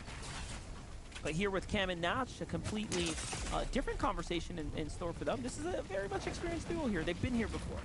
Yeah, Natch playing at some of the biggest stages, qualifying there with different teammates as well. It goes to show that he feels like you can pair him with anybody, he's going to shine. It's all about keeping up with his pace, his tempo. I think Cam is a good teammate to do just that. I remember when he came on the scene, he surprised a lot of people playing with veterans himself just to get to where he is. And that's the, ooh, wow. I would say that's the biggest thing, but Mojo and Hove over on the other side, just hiding through the door. Peekaboo, I see you as he takes him down. Now Notch is feeling the pressure of not only teams, but Storm Surge as well. All he have is Slap Splashes, so that was his only opportunity to get damage, and everything came crumbling down in a blink of an eye. Yeah, he recognized he had to take a fight. Like, whether he wanted to face check that team or not, he really needed the tags. He didn't have many other options, so unfortunately their run's going to come to an end pretty quickly. And now we jump in with Blake and Mac with 327 above the surge threshold here, just outside of the new zone, and plenty of options to pick apart here on the north side. They're going to instead prioritize the rotate while no one is watching. And this is just wonderfully executed here, breaking that line of sight with that tree there, getting super close to Broken and company here. And shoot, they might even feel like this might be a team they can fight, being that they weren't so aware of their coming. So we'll find out. Definitely has his own, and the game keeps going on, and a lot of these players are going to get pushed closer and closer together. A little bit of a beauty, though. Mega City has so many natural covers, pre-made buildings that are indestructible, so you could box up, you could get yourself a nice position and then try to rotate on out, but it's also one of those spots that gets very, very confusing knowing where your opponent's at, as Pamso is going to have to do the rest of this one as a solo. It's definitely possible, but being into the top 35, there's that many teams still alive. There's just 10 teams that need to go down before you even get points, so Pamso has a long road ahead. Not an easy ask by any means. Very tough spot to be in. I do wonder what happened with Fashy falling this early. I mean, last game, they made it to endgame together and then played it out. What can you do as a solo? Very, very tough position to be in. But Byla and Peterbot, like we talked about before, this is a team that has continuously been on an upwards trend when playing with one another. When they split apart, I would say it was one of the bigger surprises, right? They came off of an actual FNCS win and then split apart. I remember it very distinctively because we were hyping them up as a team to look out for, and then all of a sudden they decided, yeah, we won a championship, but we don't have to play with each other. And they started doing different things. It was such a big question mark left, I'd say, on the community. But now look at them back together and doing well. Death and Tahi, another well-performing team coming out of game one, now completely finished. Again, before the big placement points starting to give out, so that's going to make the standings that much more contentious for the rest of the lobby here. Yeah, a little bit of a feeling of how I think the day is going to go. It's all about consistency throughout the 6 games. You don't want to slip up, but sometimes you give yourself a little bit of a speed bump along the way, and you got to have that confidence, that mental game to stay in it. Things aren't going to go your way 100% of the time. You got to be able to pop off. See Trashy taking down Lacey in the feed. Lacey, somebody that was in our top 7 after game 1. So it's definitely up for the grabs for a lot of these teams in the game, as Palsy's just trying to position himself above another team. He's trying to make himself look bigger than he actually is. Yeah, that weapon's absolutely underrated. The explosive damage can do some big problems for some teams here. But hold up. And with Day and Redux right now, just a single elim. They are, I'd say, flirting with a bit of an issue here as far as how much damage they need to start to make and pick up in order to get pretty comfortable for this end game right now. Yeah, I agree with that 100%. It's a good feeling now that you are above it, but a lot of these experienced players know it's 154. That could change in the blink of an eye. Even if they get the elimination, you see them drop down just a little bit before going right back on up to 225. They definitely have their plan intact, and they're trying to make sure that it goes to perfection. Clicks and Epic Well coming off a hot win in game number 1, 271 above the damage threshold. A huge difference from last game, but that's just because they haven't had to move at all. They landed Mega City, and they've been here ever since. I'm more surprised they don't have absolute high ground right now, and they've been content to play somewhat of a mid-ground layer here on the outskirts, but everything is starting to change now as they will have to rotate completely out of the city hard west. Some might call it rigged, but this is not a rigged zone by any means for them, as they will have to go all the way across, and they know the map probably better than most, and they have the straight path all the way through. Free rotation, anyone? Almost not even getting tagged up at all. Maybe a little rig damage. Maybe just a little bit. That was just insane of a rotation, especially in a lobby that is stacked just like this. But that just goes to show how many other teams are forced to rotate exactly like that. Jeff, a player who also lands towards Mega City, taking a page out of their playbook. It's not as easy for him because now he's a solo. Yeah, you see he probably doesn't even know as much of the routing path there. So he's just going to say, hey, I'm pretty okay with how far I got. I'm going to go in and cut through this building here. A lot of risk involved, of course, running through enemy builds, but ends up working out in his favor now. NAW is there to his right, just creating absolute destruction here through builds. Has to be careful not to expose himself here and there. He finds himself a nice little comfortable nook to play off of. And he has officially made it towards the high placing points now, but this is where it gets that much more difficult. Yep, see Vatch going and having a great game here as a solo overall. Peterbot and Bylaw, 4 eliminations, slowly but surely climbing up the leaderboard. You're seeing Dorito, you can see them in the distance. A good portion of the lobby did pull on this next zone, so it's not going to be too hard of a rotation to begin. But the longer you take, the longer you stagger yourself behind, that's where it's going to get tough. Well, it's going up and over this mountain now too, so there is some serious elevation change happening right now for Redux and Day. They don't want to play the low ground any much more than they have to. And here they find themselves working their way on up. Bully, Shadow just next door. Another very, very exceptional team here. Meanwhile, Travis and Austin go for the full low ground, outskirts rotate. Very different approach. We love to see different styles come into play right here. High ground held currently by Cardi and Potek. It does seem like a little fight might be going out for it, but they're going to put up a big enough front to hold it down and then reconnect some old builds that were left behind. I was wondering how players were going to get up that mountain. But when you start with elevation, it's that much easier. They're going to hold on to it as well. That's Agented and Polarized trying to make up for that game, last game in game 1. You saw them get separated. You saw them get tagged up and eliminated by Pamstu and Fatch. Now they're trying to make up for it, and they're going to find another solo out of position. That's a refresh that they absolutely need. You see them running low on materials. It's one of those eliminations you never expect to happen either from the outskirts, on the edge of the zone, a team coming through on sort of effect and speed. make it look nice and easy. Peterbot and Byla now. Here comes another elevation shift. Front side of zone. It's looking like a repeat of the last game. But this game looks completely different for Clix here, who's now taken out just outside the top 15 there. And he does earn himself some placement points, so that's going to be enough padding, which is exactly what he's looking for here to make it through to the global championship. For Day and Redux, though, from high ground, now down into the endgame situation. They have played this masterfully so far. Can they get the refresh they need? Day doesn't have any more material to work with here. It's all going to come down to this big tag, and he doesn't find enough. And Redux was nowhere to be found. The zone finishes him off as well. And just like that, they are crossed out of this game. You can see these constant elevation changes are expending so many materials and making players go through the ringer or even put in a blender. As Peterbot's up for the challenge, though, he has that heavy breacher, could easily break through a lot of these builds. That high ground changes yet again. Bully's up top by himself as a solo. If he's able to put down pressure with this MK Alpha, I don't think anybody's going to be able to look up and realize he is by himself.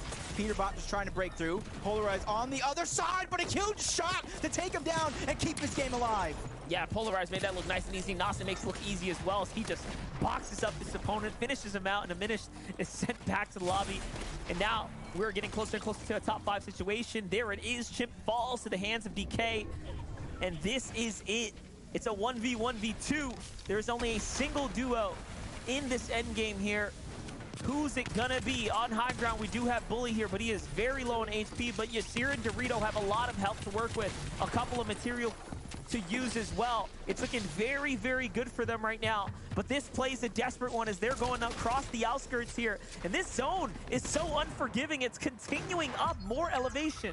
Yeah, it's going to be hard for anybody to try to survive. Nastin even goes down at the bottom. He had plenty of kills if anybody's out for it. But Bully goes for it. He gets the siphon out of nowhere, drops down to take down Dorito and take the game as a solo. You love to see that, and that was so unexpected. Just as I thought we were going to have a moment to breathe, reset, reevaluate what was going to play out, Bully says, no, sir, you don't have a moment here. Neither do I. I have to make this play. It's all or nothing. And look, he had no more builds. He puts it all into his own fate there, jumps down, and finds the elimination there for game number 2. You saw that game. It was a roller coaster, a teeter-totter back and forth with those zones. Bully, he didn't have plenty materials, but he went ahead and recycled the position on that high ground to go ahead and steal that game away. A huge boost of momentum because he did it as a solo. But with game 2 done, we're just going to go throw it on to Zeke, Vivid, and SPG to break it down and let us know what the leaderboard looks like. You know, Jacob, sometimes you just got to go in. You know, last chance major, it's the last chance. Say, you know what? If I'm going to take the fate into my own hands, I'm going to go out the way I want to go out. Just kidding. I'm going to get the victory out is what I meant to say. Congratulations, of course, to Shadow and Bully getting themselves a victory out paired up with the 5 eliminations. This is exactly what you want to see, especially this early, gents. Like, this is a big, big jump start to their game. That was actually a crazy zone, right? We just saw last game how I was talking about how, because of how it was pulling, right, all the teams on the lower ground were getting suffered. Well, this zone pulled up such a high mountain that even Bully on the higher ground couldn't even make it up. But he has the intuition, right? He knows that he has to drop down at that moment. He only has 20 white HP right there to work with, so he knows that, listen, I will only have 2 seconds to go ahead and tank this zone. I gotta go for the win now. Smart play, and he gets it done. Yeah, you respect the play, and also, like, shout out to that mountain. That mountain probably got like 8 elims there at the end of the game just by forcing everyone into a brick wall. And those are reminiscent of like the old days, like the polar peak zones where you saw just a wall that nobody's getting across.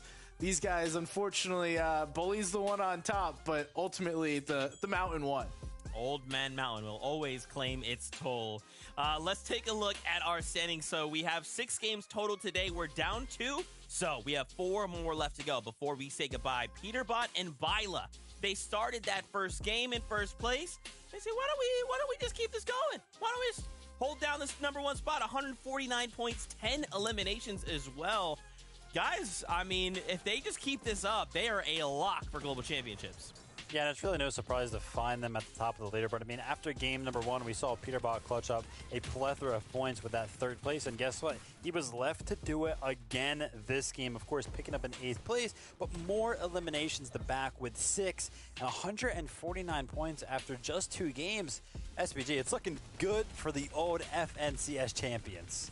Oh, it's looking really good, and we were just talking about it. When they won an FNCS, they landed at the best POI on the map, and I currently think they are landing at the best location on this map at the moment. Again, getting the vault, getting a few more objective points, getting those mythic weapons, and then just that little buff that provides you a little bit extra. And I mean, Peterbot, I'm going to say it again, Peterbot doing Peterbot thing. Absolutely. Let's go back to the standings. I want to break down more of what we see. And of course, look at how things are starting to shape up with only 4 more games left to go. Clicks and Epic Whale. So they managed to fall down just a single placement, but that's not that crazy, right? Because of the Victory Royale paired up with the 5 elims, Bully, and Shadow, they've jumped up the 10 places. So it's not like Clicks and Epic Whale are doing bad, right? They're still holding it down. They have triple digis. They're here. Again, we just got to keep this pushing forward. Yeah, honestly, this game was looking really, really good for them. I had high hopes. As you can see, I mean, it was basically on the back foot of this rotate, right? Taking basically 0 damage while using those rails. But yeah, absolutely sick. Great intuition, knowing their POI, right? Because by the way, this zone is right where they land. But it was just all about trying to find the refresh, and somehow amongst all of the mess, they found themselves in a 2v2 box fight. And usually they would be favored in this situation, but they did not come out on top of it. Epic Whale goes down. Clicks is left to the solo with no mats. Couldn't pull anything out more than that. Hey, so sometimes you go down. It's just how it happens, and these guys able to get a decent game number 2 after that great game in game number 1. But I also want to give a shout out to Yasir and Dorito continuing that aggression. I didn't know whether or not they were going to come in today being an aggressive team. We've already seen them jumping in boxes, being aggressive, picking up end game eliminations. And while yesterday I was impressed by their ability to fight, today I'm starting to become impressed by their ability to navigate through end games without fault. You speak about impressed. Look at this leaderboard. 12th place and, of course, 16th place. Look at both of these duos. Sniper and DK. And then down in 16th, Agented, which is Scented, and Polarized. Both duos up 30 placements after a single game. Gentlemen, it only takes one great game, and suddenly you could be finding yourself within that top 8 to keep the Global Championship dream alive. Yeah, I like that narrative, Zeke, right? Because let's not forget, a lot of these teams have already put up upwards of 90-point games, so it really is any game matters. But this duo, we talked about it. We were going to see them on the lower ground at some point this game, and we finally got to see it during that game, in which case they clutched up a 5th place with 5 eliminations. And if this duo can continue to find themselves in the end games, I really think they could find themselves in the top 10 after the next game. I certainly hope so, because Scented or Agented is one of the most recognized players within this region. While he doesn't have himself an FNCS championship, it could be just like Kanata. It could be right on the way following this qualification and then the global championship. He's a player that I fully expect to be confident if they are able to qualify to globals, so I hope to be able to see them play. Yet another duo I just really quickly wanted to highlight there was actually Nawson and Tragic. They're up currently in a 9th place, so just outside of the top 8. But we kind of continue to talk about these one game kind of flipping everything. This one game, they had 7 elims, right? They had this surge come in where they came in. They just said, look, we're going to make a fight. If there's only 8 spots going through, we will be one of the duos in contention for that. You know, I got to mention, though, we've already seen some great, solo impact points coming out in just 2 games. Yeah. Not to mention, in that end zone right there, when we broke into the top 10, there was only 1 or 2 duos alive. So already we're seeing that the impact of some of these solo players, the ones that can perform without a duo, are going to have the best chance throughout these 6 games. Yeah, and I think that's almost expected. These are the duos that weren't able to qualify through the first 3 majors, so it's going to rely a lot more on those solo plays. But going back to Tragics and Nawson, having a great dead side rotate in endgame, which pretty much just allowed them to walk free and have a really solid endgame there. Tragics, one of the long-standing pros, and again, another player I hope to see. There's only so many that can actually make it, though. I know, but listen, we have 4 more games. We're going to jump right back in the action. Fortnite pros, stay on target, right? Let's keep doing this. Let's keep running now. Monster D phase, Jacob PR, take us through game 3. Yeah, I think we'll see exactly that because the pacing is setting up to be just that. I mean, the games are going pretty quickly here, Jacob. We've already seen Blake and Mac would also inch their way up and jump 4 placement points just through inching away, chipping away through the ice block, right? That is how you want to make this through. It's not just about explosive games, right? It's about consistency overall. You might see at the top of the leaderboard, Peterbot and Bylaw. Those are the explosive games. They're going to have a much easier road throughout these finals if they could keep up that pace. But everybody else towards maybe 4th, 5th, 6th, and below, those are that consistency points. Those are where it's going to come down to the wire because it's 72 points at 8th place right now. And I don't think the gap between 8th and maybe top 20 is going to open up too big going into our next couple games. No, the points right now seem to be, if you're around 60 to 70, you're really in the conversation so far as a team that's on track to snag a top 8, which is pretty competitive, all things considering, but we are starting to see those Peterbot and Byla type duos break away up towards the top. That wasn't a real performance, though, for Epic Whale and Clicks. Not probably the one that they were looking for. Did fizz it out a little sooner. We're talking about what was the lack of success there. I think it had to do with that left camera peak, but hold up. I heard the battle bus. Let's jump on it.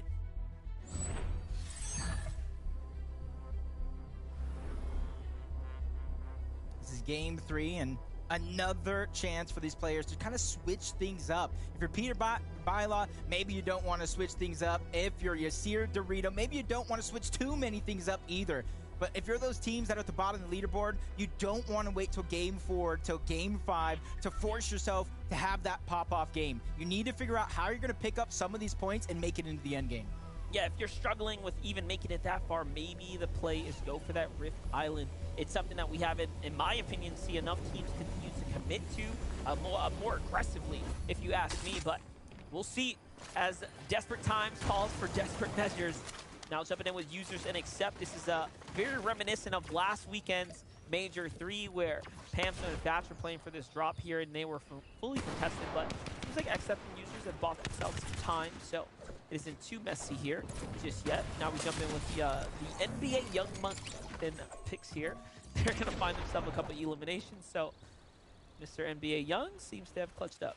Yep, these contested drops, this is kind of what we look for. Finishing the fight so quick that you give yourself time to get resources and rotate if it does get a far pull. Dast and Badger, we've seen them fight this earlier on in game 2 against this same exact team of Ducky and Blizzard.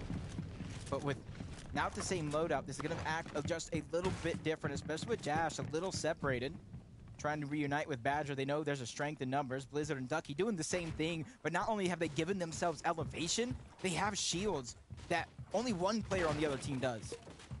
Yeah, and I'm telling you, this is moving so fast. We're already nearing the halfway mark. This is game number 3 of North America, where once again, everyone here is competing for their last chance at the Global Championship. It's the last chance major where only the top 8 move on. So if you're a team like Blizzard and Ducky, these are your final opportunities now to really turn online and try your best to make it past these early moments. You cannot afford to continue to fall to the hands of Badger and Dash here. Otherwise, the opportunity and your chance will slip away. So the Badger and Dash now, they have a real chance here in front of them to make something big happen.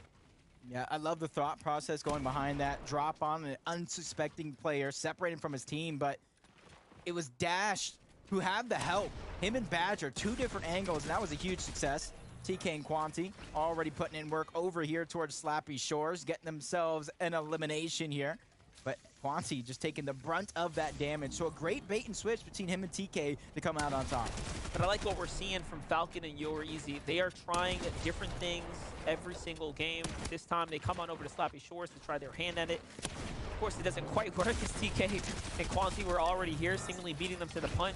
Whom, by the way, TK and Quanti also being a little flexible as well. We've seen them more times than not up around this area, around the snow biomes, but instead they were down at the Slappy Shores there. So very interesting to see them continue to play their flex drop. But this is a different zone. This is finally pulling a little further north, but still on this eastern side. So for some, there's a lot of favoritism already coming out here in the first 2 games. I like how K-Bird is watching his back. You know, Blake and Macwood are over towards Lonely Labs. DJ and Pump, they're fighting for everything. There's at least 3 teams here and a 4th one in the distance. They have to be able to watch out. They went down rather early in that last game, so they need to have at least a top 15, a top 10 performance on the day to keep themselves in the conversation of qualifying to the Global Championship. Crifts is using that whole distraction of the other teams shooting shots their way to try to get Noxie back into the game. They have more than enough heals to get themselves up to good shape.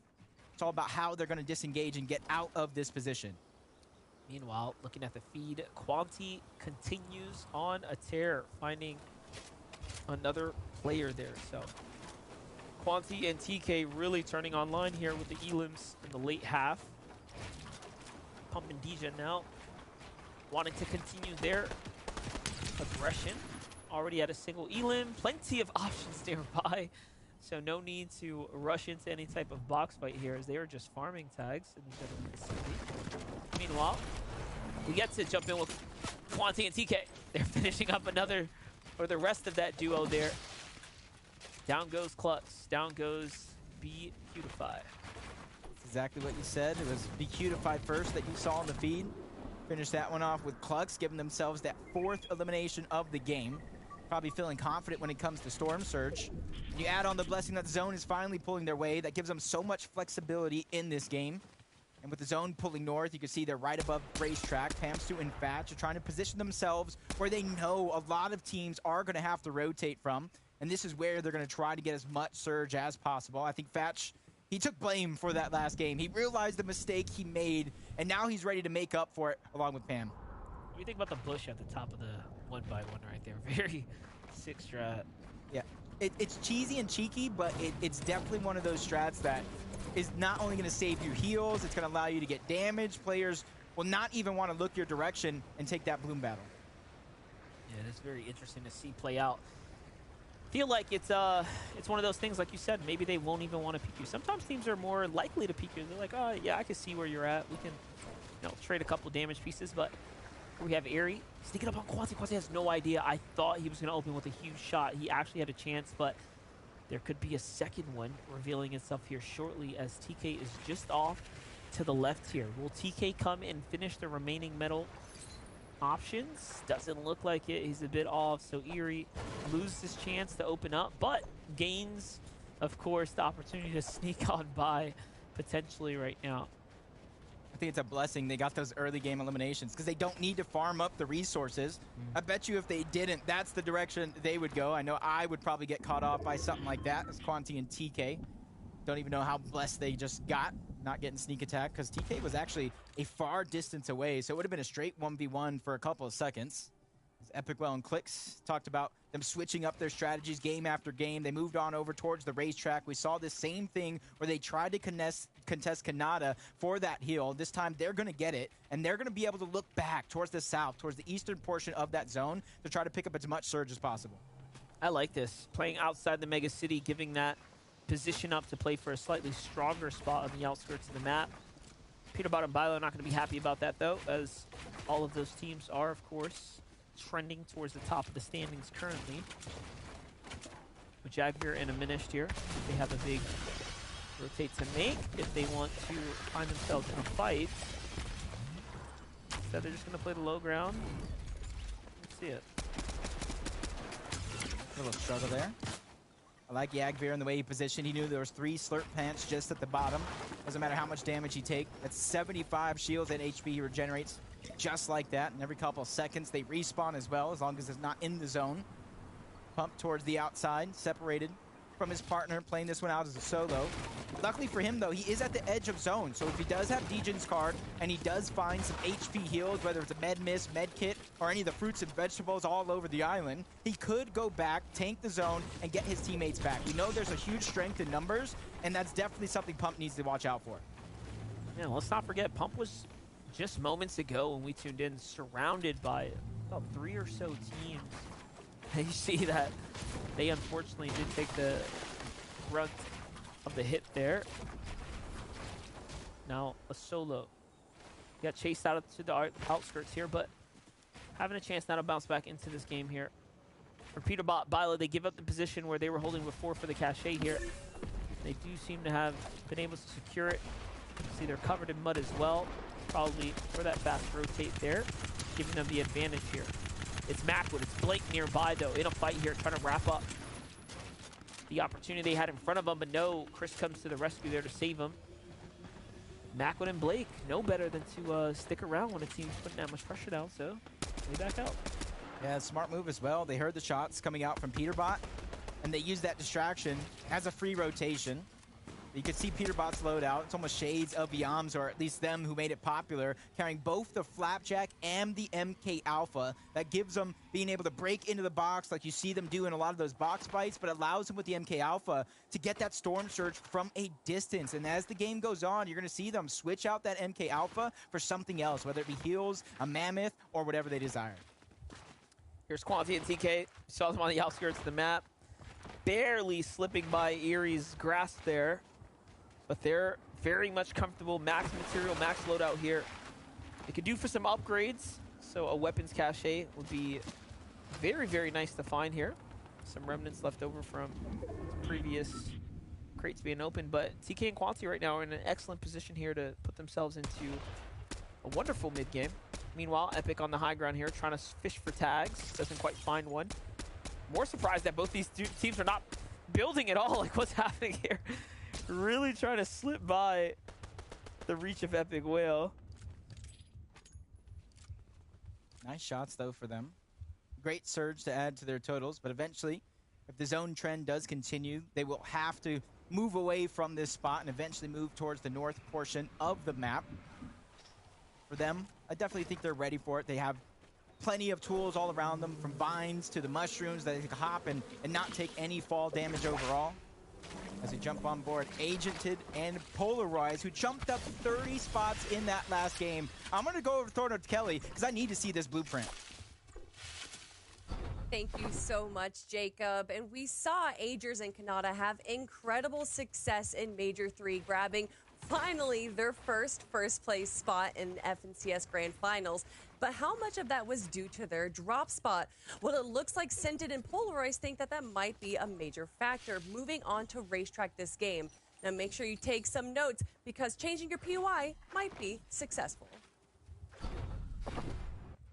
I like that Agented and Polarize actually did decide to go towards the Racetrack in this last chance major, because a couple of seasons ago, you got to remember, it was Agented landing over towards that Racetrack before it got taken over by Kanata and Agers. So there's a ton of familiarity. There's a ton of planning that he already has, and now he can go ahead and lead Polarize to the promised land.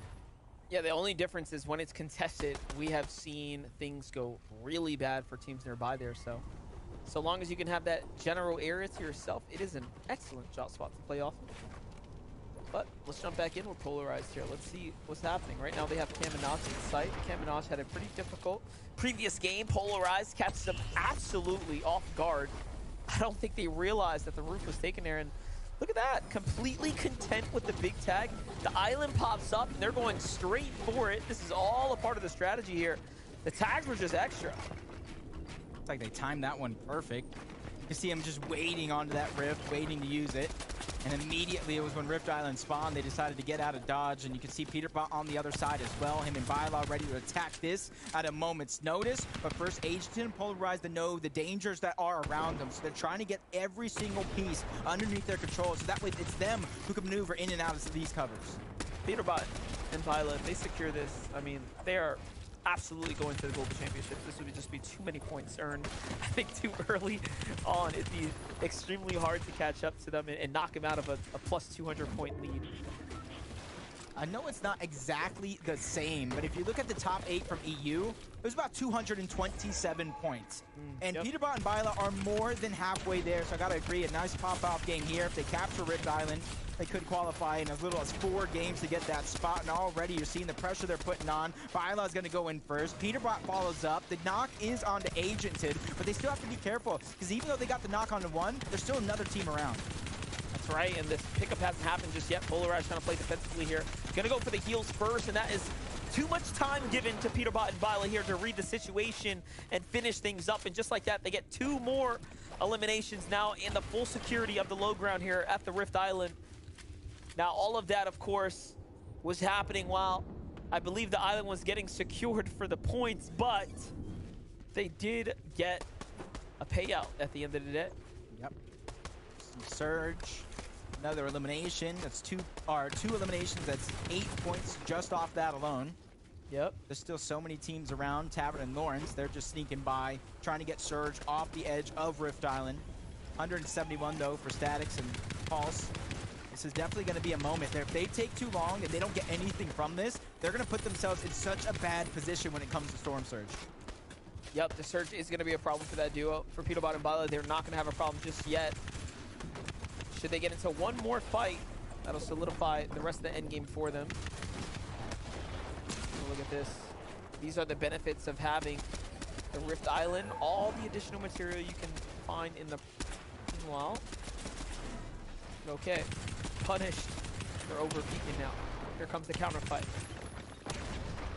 Back to what he was doing before, just trying to push these teams out. And they don't realistically need the eliminations. They just need to keep putting pressure and push them out box by box by box to where they're no longer contesting the point. That's what we've seen a few times. And already you're seeing it come out from Byla and Peterbot. Every single piece that was formerly agented and polarized is now being underneath their control, and that is going to be a successful play, Monster. He pushed him out. Now the Rift is technically theirs for the taking. Yeah, I think I like what they're doing, actually. I know they don't have to be so aggressive, but I think they're trying to put the nail in the coffin here and now. They're trying to solidify this last chance majors position. Those 15 points are definitely going to push them along the way, and then those slurps are just the cherry on top. But Dorito and Yasir, they love to fight. They love to get aggressive, but they're 31 below the damage threshold. Shots coming in from the other side. This is bad news because they're 31 below, and in about 40 seconds, Surge will activate, and all their heals are already gone before it is a thing, and it's actually activating right now. They're just taking so much damage. Instead of fighting for it, they're just trying to rotate, and hopefully they survive. Yeah, this really was a worst-case scenario there. I think they had the right idea. You had Aviv and Larson right in front of you in what was seemingly fresh builds as they were making edits. It's exactly what you're looking for. But that one additional team they didn't see coming all of a sudden has ruined their strategy. Now they're going to be forced to take this box-to-box fight, which we already saw what happens when you get close to a team like this. Yeah, this is becoming a nightmare. From 31 below to 242. Even the couple of shots they hit is not going to be enough, but teams padding in around them. Dorito's going to get chopped down. Yasir's just trying to survive, and Apple Day keeps the doctor away, but I don't know if that's going to work for Jivy and Lacey. They're not scared to back down, especially since they know they already got one elimination. They're 48 below the damage threshold. They feel like it's now or never for them, but third party's coming in. It's making it exponentially harder for anybody to survive. You even got the stink plant going through in their direction to displace them all around. And this is where they're going to be able to slow it down just a little bit. They got above that damage threshold. Now they're feeling a little bit more comfortable here. That damage from the stink plant is completely underrated. It does so much. You can see it chip straight away at the HP pool, but yeah, it's not looking too hot for all those duos caught in that melting pot here. Meanwhile, Clicks and Epic Whale have to make the move here. They're also just above. You know, this is one of those positions that you don't quite want to be in. You typically want a little bit more than what we see on screen right here, but they have the mud effect. They are able to make a big rotate. This is the second time now we've just seen exceptional clean rotates come out of them. But they do have someone on their heels, so they will have to be careful. In the meanwhile, Peterbot and Byla are turning up in the feed. Let's watch what happened there. We get to go back in time. Except users on the Rift Island, they let their guard down, and Byla and Peterbot come right back around. This is what they do best. The fact that they already dropped Polarized. They already dropped the Jensen out of this game. They're like, hey, man, that's about the best that it gets. If we could beat them, make it look easy, we can do it to anybody. Yeah, that's exactly what is actually happening here for Peterbot and Byla. They're just trying to take over the game. They know eliminations with a top 10, a top 5 performance here throughout just 3 games is going to put them in prime position to where they just possibly need one more of those style, and they'll secure their spot. Death and Tahi, a team who started off hot, not even winning the game, but after game 1, they were in first place. They hit a little bit of speed bump in game 2, but they're definitely here to make a statement and qualify for that global championship. I remember back in the day watching teams pop off so hard in 3 or 4 games that they actually logged off the remainder of the tournament. We're seeing early snippets of something like that potentially unfolding here in the feed, though. I see Macwood finds himself a couple eliminations, so that's pretty nice. Macwood and Blake were on that 8th place spot. Not sure if we've actually seen anyone inside the top 8 fall already. Just trying to look all around. See who has the best position. See what loot a lot of these players have. Pamso and Fatch. They're definitely in a good spot. They're rotating into a crowded part of the zone, but that beats what is behind them. The rest of the lobby. Quick hip fires with the Mammoth. Just trying to land some shots into the distance while they rotate. Badger's going to be right below. A couple more shots. They're just trying to add to that Storm Surge total. They know they're already above it, but they want to make sure they never fall below it. But also just putting pressure on teams so they can put the builds down and gather the attention and provide some cover that they don't have to build for. Just like that, right there on the Tahi. Look at those tags. Pam still with the triple dig and the full knock, and then pushes right in. He wastes no time here. Doesn't even need a call to his teammate or wait for him, and then he closes it out. Pamso and Fatch are moving with purpose right now, and it is showing. Giving haircuts out to the lobby for free. That's all he saw was just the tip top of that character, but he made it count. AV goes down. Clicks Epicwell. They're still battling with Storm Surge, but they are going to be above it zone after zone, but it's definitely a dangerous position to be in. And you can see the combination of this duo is incredible. They have more total grand finals appearances than any other duo at 31. This is why I feel like the entire community might be on their side. Definitely.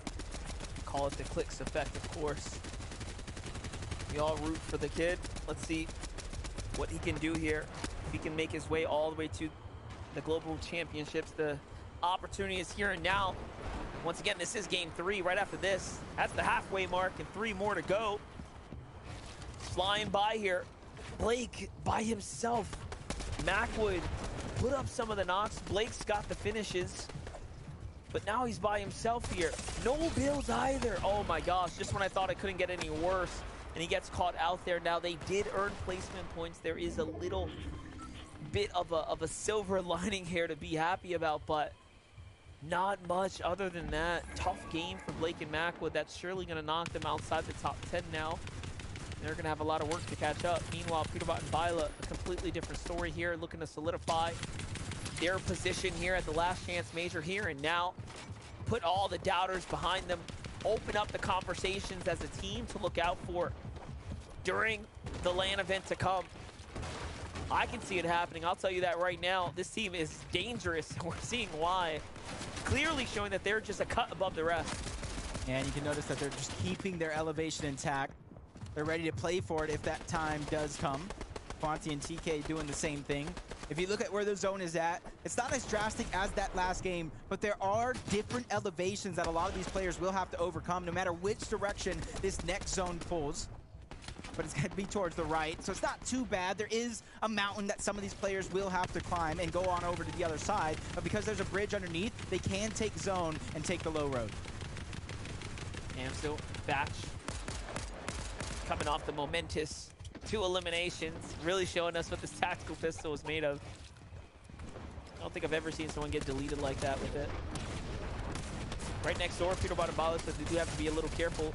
Another aggressive duo in this lobby. TK, Quanti finally get a little taste of their own medicine here. A team more aggressive than them, pushes them while on the outskirts there. Luckily, Quanti does get a little bit of the zone favor here, but for how long? Tratrix gets tagged, that's one. Open box to next door, he's thinking about it. Nope, they end up closing it off, so that team's not as desperate as he might have thought. But this team is, and the two-piece finish for Quanti now. And they end up getting everything that he needed. That was swift. It was easy for him. That was just an opportunistic moment he fully capitalized on. Gets the double siphon, finds a med miss, a huge refresh and a boost of confidence as Quanti is finally going to make it into the zone. But as we look up towards the side, Scold is holding it by himself. He's being contested for now as Clix and Epicwell is using that as a distraction. They're staying on this mid layer. They didn't go ultimate low up until now, so they found out it was safe. But they lack builds, they lack resources and heals. This one is definitely going to be a hard challenge for them. I told you, Peterbot and Viola wanted more than anyone in the lobby. They just cranked up the high ground, saying, hey, why not do it here and now? Why not solidify one of these positions here. Quanti has not stopped, by the way. Another duo falls to his hands, bring him way on up to 6. Give him some more points now, and he continues to cook, but there it is. Finally, he falls, and on a rampage, nothing short of it. Clicks an epic whale, make it to top 8 as well. Another excellent game for them. Meanwhile, Death is also in an end game after falling short after game number 2. So here we have it. Trying to do it by himself. He definitely has the tools on his tool belt, but with no builds, it's definitely going to be hard. He's one of the first players there, and he's trying to sneak his way into the front side of the zone. That way, Peterbot and Bila cannot spot him, but it doesn't matter if they do, because Pamso did. They found him sneaking around, and he became the target instantly after. Peterbot and Bila, and the pressure they're putting from the high ground is just insane. All the heavy hitters are here. They are continuing to show their faces. Top 10 after top 10. This is shaping up to be an excellent last chance major. It's exactly what we hope for. It's the teams that we want to see at the Global Championships, battling it out round after round. But now it's up to Peterbot by himself. 4 builds, making a little less as he gets tracked down right there. Trashy's lit. Clarity's inside the zone. It's a 1v2 situation. He does not have the advantage right here. He's got the HP pool, but so does Clarity. He has over 100 heals. He can stagger himself in and out of the zone while he tries to pick his fight. This is going to be important. I've seen him clutch 1v2s before, and this is his chance to do it again. A great shot onto Clarity. He takes a huge tag himself, but Clarity drops down to finish the job, taking the game and trying to boost themselves up the leaderboard, but as well as Peterbot, a second place finish with over 7 eliminations. Trashy and Clarity, they were up for the challenge, and they took down the Titan. And it was actually excellently executed there. You saw how Trashy finds Bila on the sneak attack play there, but Peterbot was so smart, by the way, building that platform almost as a pump fake, then playing the cone right next door of it. It was almost enough to finish off Trashy there, but Clarity was smart. He comes in, and the veteran that he is, closes the job up. Yeah, and we've seen and witnessed it game after game, the domination of Peterbot and Bila trying to reunite and qualify for that global championship. Monster, we know they're in first, but what does the rest of the leaderboard look like? Vivid, Zeke, and SPG, let us know. Thank you guys so much. Here we are, the halfway point of the competition. Game 3 does not disappoint here out of the last chance major for NA. Clarity G, Trashy, 3 eliminations and the victory royale. But friends, I gotta wonder, was the job done from Peterbot, right? 11 eliminations over on Peterbot and Bila, a second place. The damage is dealt. Yeah, I would say already that they're all but qualified already to Globals. I mean, the performance over the course of these first 3 games has been way too much to handle. They have such a massive lead. But honestly, I just want to give a big shout out to, speaking about big point swings, Trashy and Clarity. They only had 8 points coming into game number 3, and now on the back foot of that victory royale, I'm sure we'll see them close to the top of the leaderboard as well. Yeah, they had a great game here, and like Monster and Jacob said, you love to see them close that out as a duo, understanding, okay, we're not letting anything spectacular happen on our watch. We're going to close this game out like we know we should, but man, Bila and Peterbot are playing out of their mind, and a lot of people say job's not done, throw that meme out there, but I think the job has been completed. Yeah, I mean, after this crazy game, again, 11 eliminations. Just think about that, right? They don't even need the victory royale at that point. They're like second place. Yeah, dude, I'm happy. And this is all off the back of Peterbot having to be a solo. Bila, I'm assuming, dropped down because he ran out of builds there toward the end. And then, like you kind of pointed out, SPG, right? It's a 2v1. They're going to clean him up, and then that's it. Second place, 11 elims, still worth. Yeah, and I just want to point out the fact that their domination in this game didn't even start throughout the end game. It really goes all the way back to Rift Island, where they had to push 2 teams off of the capture point in order to go ahead and not only capture it, but ended up picking up the elims on both of those teams as well, which is why they went into the end game with 4 eliminations. And as I tuned into them during that end game, I was like, how are they only like 200 above after they went ahead and fought for Rift Island like that? Right after I said that, they ended up picking even up more eliminations somehow. And they're just going to continue to do that. Their play style is just play dominant, be the best in the lobby. And I mean, What is going on? 21 elimination? Are you real? They have 2 of the Rift Islands, they have 3 vaults, and they have 21 eliminations. It's over. Like, why do these guys not play together sooner? Yeah, I mean, it's possible based on this performance. If they had played in these other majors together, they very well might have already had a qualification spot.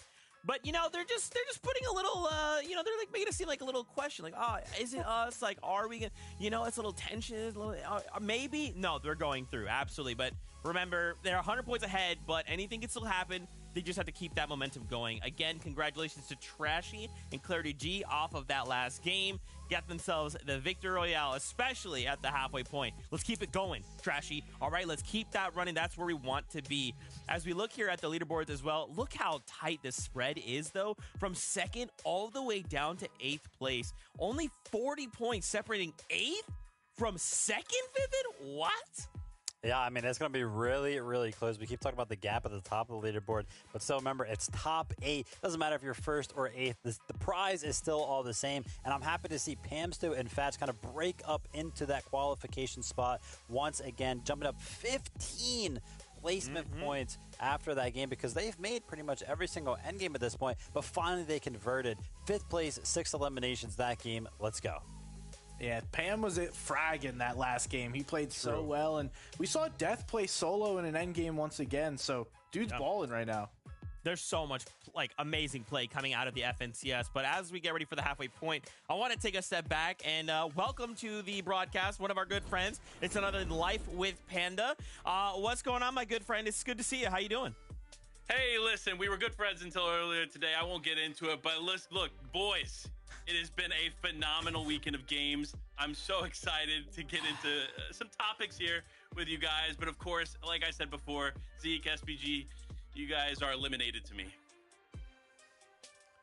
Yeah, this is what happens when SPG, we accidentally forget to invite him to games. Anyway, Panda, what have you enjoyed out of the FNCS so far? Is there any like duo that's standing out to you that you'd love to see qualify for the Global Championships?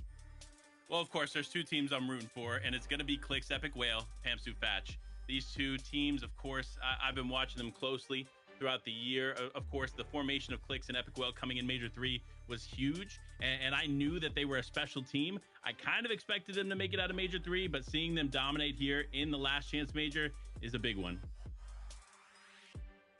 Of course, today is all about the Global Championship. LCM qualifies you to that. You were at FNCS Invitational. I'm pretty sure you're going to be at Globals as well. Speak to kind of like what the vibe is like at these in-person events. Oh, I mean, there's nothing like it, right? That's why I'm going. No matter what, I'm there. Book the tickets. You got me, my wife there, ready to enjoy all the action because there is truly nothing like it. Being there in person, experiencing the vibe, the energy, it's just electric.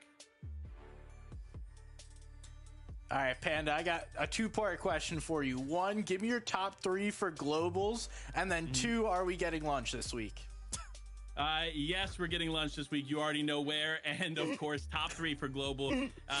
If you don't say Queasy Venno, I think there's a problem there. They have been just so special this week. That's number 1. Number 2, I got to say the reigning champs, Cammy and Seti, are going to be a team to watch. But, of course, this is more of a dark horse pick, and it is them coming out of Last Chance Major. I'm saying Clicks and Epic Whale are going to put up a major performance in Global after they make it out of the LCM today. All right. Well, these are some opinions, and I'm going to have to text your wife, Emily, about this. Your better half. Emily, we could go get lunch together, and then they could do whatever they want. Panda, for all the Fortnite fam who may be just seeing you for the first time, I'd love it if they go follow you. Where can they do that? Of course, Life W Panda on Twitter. That's where I'm at. That's my home. That's where the content lives. Absolutely. Well, goodbye, Panda. Thank you so much for stopping by and say hi to Emily for us. Of course. There we go. But once again, nice little break there, but we have to turn back to the tension at hand. It is time to get back into the game. This is game number 4 with 3 left to go. Let's see how this all unfolds. Casters, over to you. Thank you so very much, Zeke. And one thing is clear, don't trust Zeke with your loved ones. Get that man out of here. But no, seriously, let's start gearing up here, man. We're queuing into game 4. Like Panda said, we have been keeping a close eye on the top 8 in particular, because most of these are those veteran teams coming back. I would say one that's really starting to stand out for me that did have a little bit of a lackluster performance there was Yasir and Company, right? They fell a little bit early, and now their top 8 spot is on the line. Yeah, that's what a lot of teams are going to go through with only 3 games left. You got to make sure that you don't let these opportunities slip through your fingers. That's why I said you got to start the day. You got to hit the ground running and continue that momentum. And a team that I feel like has been flying on the radar, they had a little bit of a speed bump throughout the first 3 games, but Lacey and Jivy, 120 points is the threshold right now. They have 80 points. If they make it to a couple more of these end games, we could see them qualify for the Global Championship. Well, Pam Swimfatch's last game, jumping 15 placements, show us that anything can happen. So let's jump into game number 4.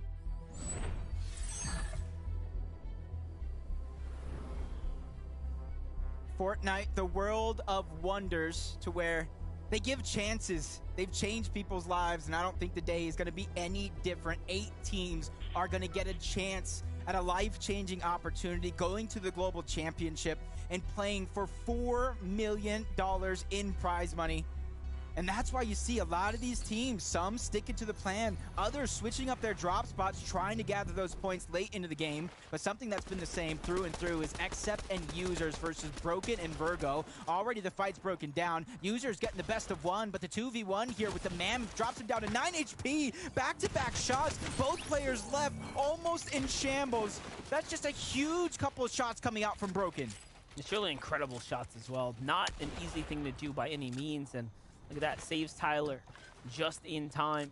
Now Broken should have and could have dropped that medkit for his teammate, but you can see he's much more focused on finishing off Accept here, not giving him an opportunity to bounce back by any means. But Accept is looking to play the disengaged game here, and Tyler doesn't want to peek either, so he's going to find himself a little opportunity to open up the gap a bit, and Broken has to play the guessing game here. Where did the opponent go? Is he inside? Is he outside? I have not a clue. See, I'm not even looking for him. I'm wondering, like, Broken, throw him the med kit. Like, right over there. Get him the med kit. You have 200 HP and shields you can give up to your teammate. Finally, they're going to backtrack just a little bit. They want to capture that POI. Because one of the things about capturing the POI, not only does it give you loot, it gives you gold, but it also spots out any players that are in a certain vicinity. Yeah, definitely a very powerful utility tool to use here. Well, look at this. TK, a little hurt here in the early game. It does seem like they've been possibly punished for their aggression early on and forced to get out. Not like the last game where they were quickly rewarded with about 4 eliminations in an early situation. This is kind of where we saw them more so in game 1 and 2, up towards the northern side. So they're kind of going back to their trusty early game strats. A lot of teams, you're seeing them bounce around. They switch things up. Doesn't go their way, or it doesn't go as good as they would hope. They switch things back on over. That just goes to show the flexibility of some of these players and teams in this lobby. But from one uncontested drop to the next, you see Nawson and Tragics without having too much worries early on in this game. That's going to allow them to farm up, get the resources they need. And since they're high up with some elevation and they have the Rift, they're feeling comfortable to start this one off. Well, let's see it play out here. Once again, Fact and Pam have jumped up a significant amount of points at plus 15. Jump up, really showing us that you can be around the top 25 and still get all the way into that conversation. It's not too late. For a lot of these players, you see an early game that's a little slower than some would hope. And you talked about Quanti and TK being one of them. Having to veer off, switch up their drop spot just a little bit. But that doesn't mean they're going to change away from the game plan that they've set out and what has been working for them. They know another team lands on this side of the map, and they're slowly but surely on the hunt, trying to figure out where they're exactly at. Quanti spots out one, trying to line up the shot before he gets around the house, but that has not become to fruition just yet. But with the elevation, back-to-back shots, only one's going to hit, but that gives away their position. So Quanti and TK are going to have to figure out what is next for them. Well, we're going to see it play out here as the clock goes on, and you can see they're kind of slowing things down. I wonder if they've decided, like, hey, maybe we don't have to pressure too much.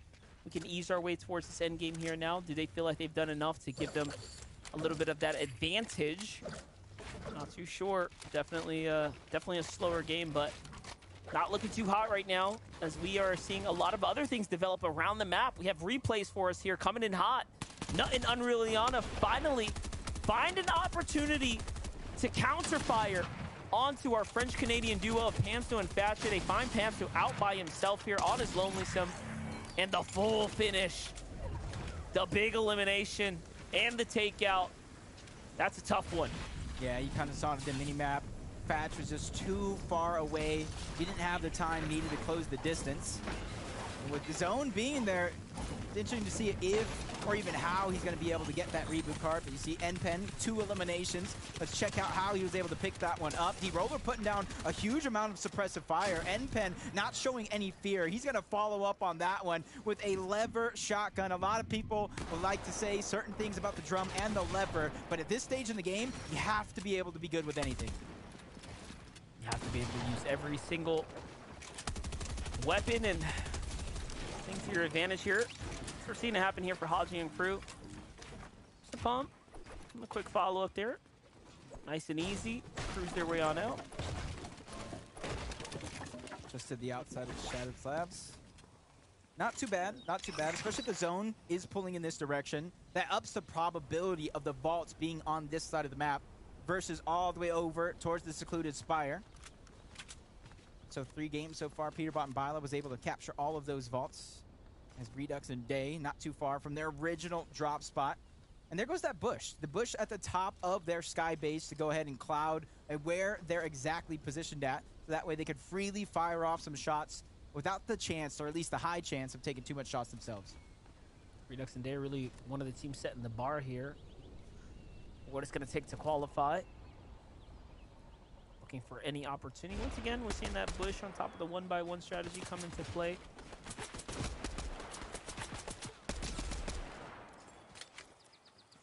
Shots coming off the distance. Hove and Mojo were that team with the surprise attack over in Mega City a few games ago. Now they're out in the open in this early game, seeing how they fare against some other teams, and already Storm Surge, 91 players still left alive. Only 1 needs to go down in this zone. But once the next zone opens again, Storm Surge will be back up, will be haunting a lot of these players who weren't proactive in this early game. This is uncharacteristic, I would say, of Game 4 of a finals type lobby.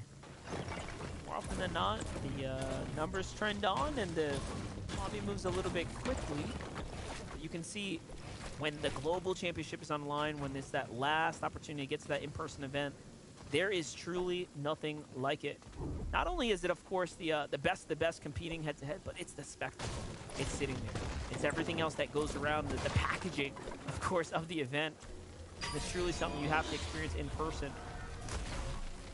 Yeah, I agree with that. Watching it online just doesn't do justice. When you see a lot of these plays happening, the crowd just pops off, gives energy to me, gives energy to the players, gives energy to the crowds to keep making noise. Falcon and You're Easy are trying to use some of that energy, channel it here in a fight against Klutz and BQtify. Klutz trying to disengage. Running a little bit far, taking some tags, trying to play a game of peekaboo. A lot of the damage being dealt on over. Falcon is weak himself. 1 well-placed shot will take him down, but the 2v1 on the Klutz, while BQtify was just so far away, and he continues to run to try to disengage away from this. That way, he has a chance later on in this same game to try to get that reboot card before the zone does a ton of damage. And it really is these young up-and-comers cannibalizing one another on the outskirts here. Just making it that much more difficult to earn big points here and find your footing. Meanwhile, in the Mega City, Potek and Cardi, a very experienced duo, starting to come in now. Okay, have the advantage here. Potek on the flank. It's an excellent angle to start coming in from, but they decide to switch things up here. Get hip to hip. I like this even more now. They're just suffocating out Slick from down low. I almost kind of hear the communication. Cardi hit a good shot. Patek was trying to follow up on it, but you got to be careful. Chicken, Slick at the bottom. They're no strangers to fighting, especially in these fights with their backs up against the wall. Their bite is definitely much more fierce than their bark. But the pressure that Cardi and Pate are putting on right now is not really giving them too much room to work with. And you can see them even trying to trap them off deeper into the zone if they choose to try to backtrack and make that a possible route. And I feel like Patek, he didn't trust it at all. He did not trust it at all. He was putting all the builds behind him. You could just tell that they were second guessing it at that point. But we have more battles unfolding across the map, picking up where we left off. Quanti and TK. We looked away for a moment to catch up on the rest of the lobby, and they've rolled right into Blake, into Macwood, and they finished him up. Huge for a lot of these teams that are trying to make that run, because you got eliminated at this stage of the game. You're leaving yourself with only 2 games to work with. If you win the game with a decent amount of eliminations, that's a huge amount of points. 100 points are possible. Quanti and TK are trying to get their early game surge. Almost at this stage of the game, they had 4 eliminations last game. They're looking to mimic that here, but a lot of damage being put on TK, forcing them to disengage. A good cheeky move by Quanti, not only to get the wall, but to build the box behind him through the window. Pressure is there. He's being forced to back up, though. Has to figure out a way to reunite with TK. And just like that, they get that breath of fresh air as soon as they reunite in the same box. You know, now that I think about it, Quanti and TK here, that might be the first of the top 10 clashes we've seen unfold here for the last chance major, because Blake and Macwood were literally right up there. So that's a huge setback for them right now, as they will now just have 2 games left to try to punch their ticket to the LAN. Meanwhile, Epic Whale Clicks have moved well outside the mega city. They have so many teams nearby them. Epic finally on camera connects with the Mammoth, and he gets a back-to-back, and that one there might have been a knock, I believe. He's not even worried at all. Yeah, you see all the builds come in. What just happened? The feed doesn't even catch up there. Oh my gosh, yeah, Epic's really feeling it. He's feeling it now. Oh! What is going on? Just shot after shot. Was that 4 in a row so far? Finally misses one, showing that he is human here in this lobby. And you see Lacey, you see Jivy underneath. If Epic Whale and Clicks keeps putting that damage down, they could be falling right into the palm of their hands. Lila Peterbot back on the hunt here. 0 elimination. Doesn't look right. Doesn't look right at all, and it doesn't look right and doesn't fare well with them either. Especially since they are trying to fight over that loot. Great shot there with the Maven. Give him a little bit of a speed boost if he wants to jump in and out of these covers. Bylaw continuing a little bit of that pressure. They have the cash more than 75% of the way full. And this is definitely going to be a huge boost to their arsenal, because if you look at that Mythic Flapjack, that leads me to believe they already got 3 more points thanks to that vault yet again. So on the day, they got 12 points from the vault. They got 30 points from that Rift Island. They're not just taking part in this competition, they are taking over. You see there, just as we're jumping over Rekko and BT, Mandy here, taking that zip line early is exactly what you want to avoid. This is why we see a lot of teams opt to try to rift their way on up here. You can get absolutely deleted for it. AV Silver, this is the second time now he's trying to fight for the Rift Island here. Last time it did not end well, because we had teams come through and they were completely eliminated before they can earn the points. I like that cheeky start to this one, though. With Rekko, he didn't build, but he was trying to capture. If anybody in the distance isn't close enough, they might not necessarily see him. They might not necessarily see it's contested and being captured. They might not want to go for it just yet. Quanti and TK, a team that's not afraid of any of these fights that we've seen so far.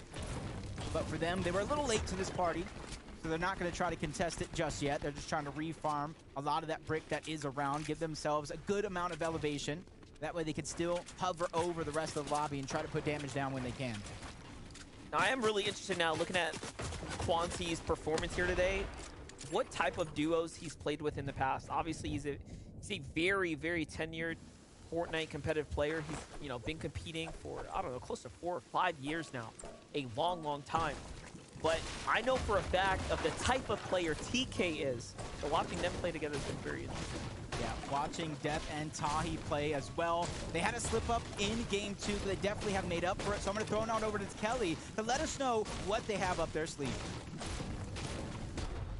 Thank you so much, Jacob. And guys, just giving you a little background on Death and Tahi. They are the only duo today competing that has made it to grand finals in 2 majors. And also the only duo to be able to place in a top 10 in that major. That's Major 1, getting 9th place. However, Shatter Slab seems to be working well, utilizing those kinetic rocks perfectly.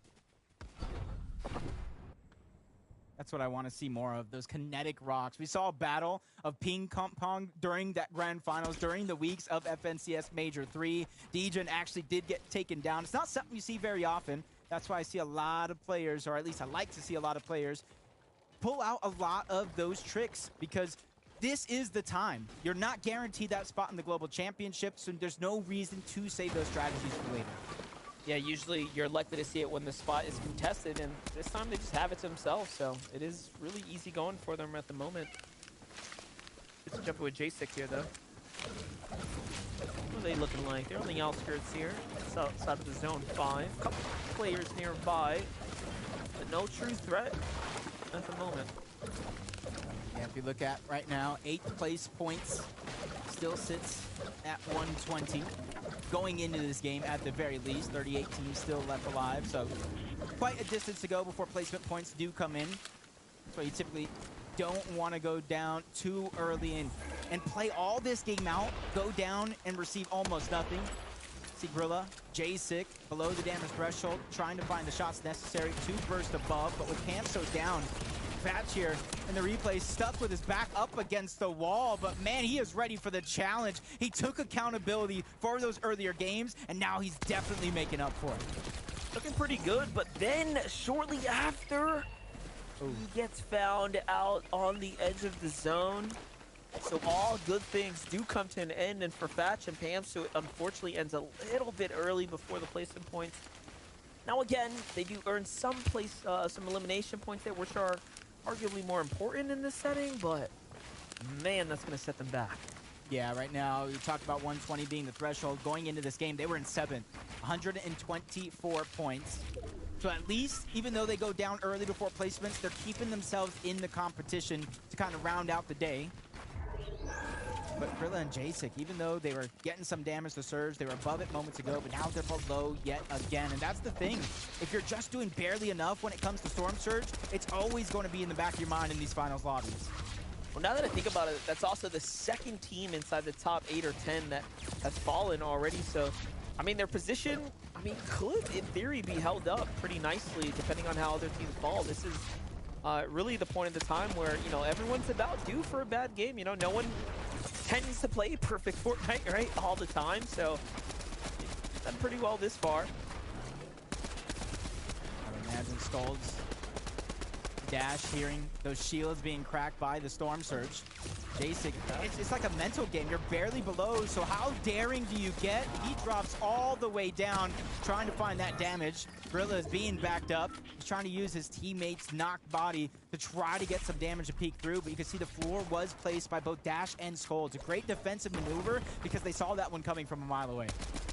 Yeah, he was just holding the edit, waiting for it to happen, and that man just fell right into the spider's web. There's no escaping at that point.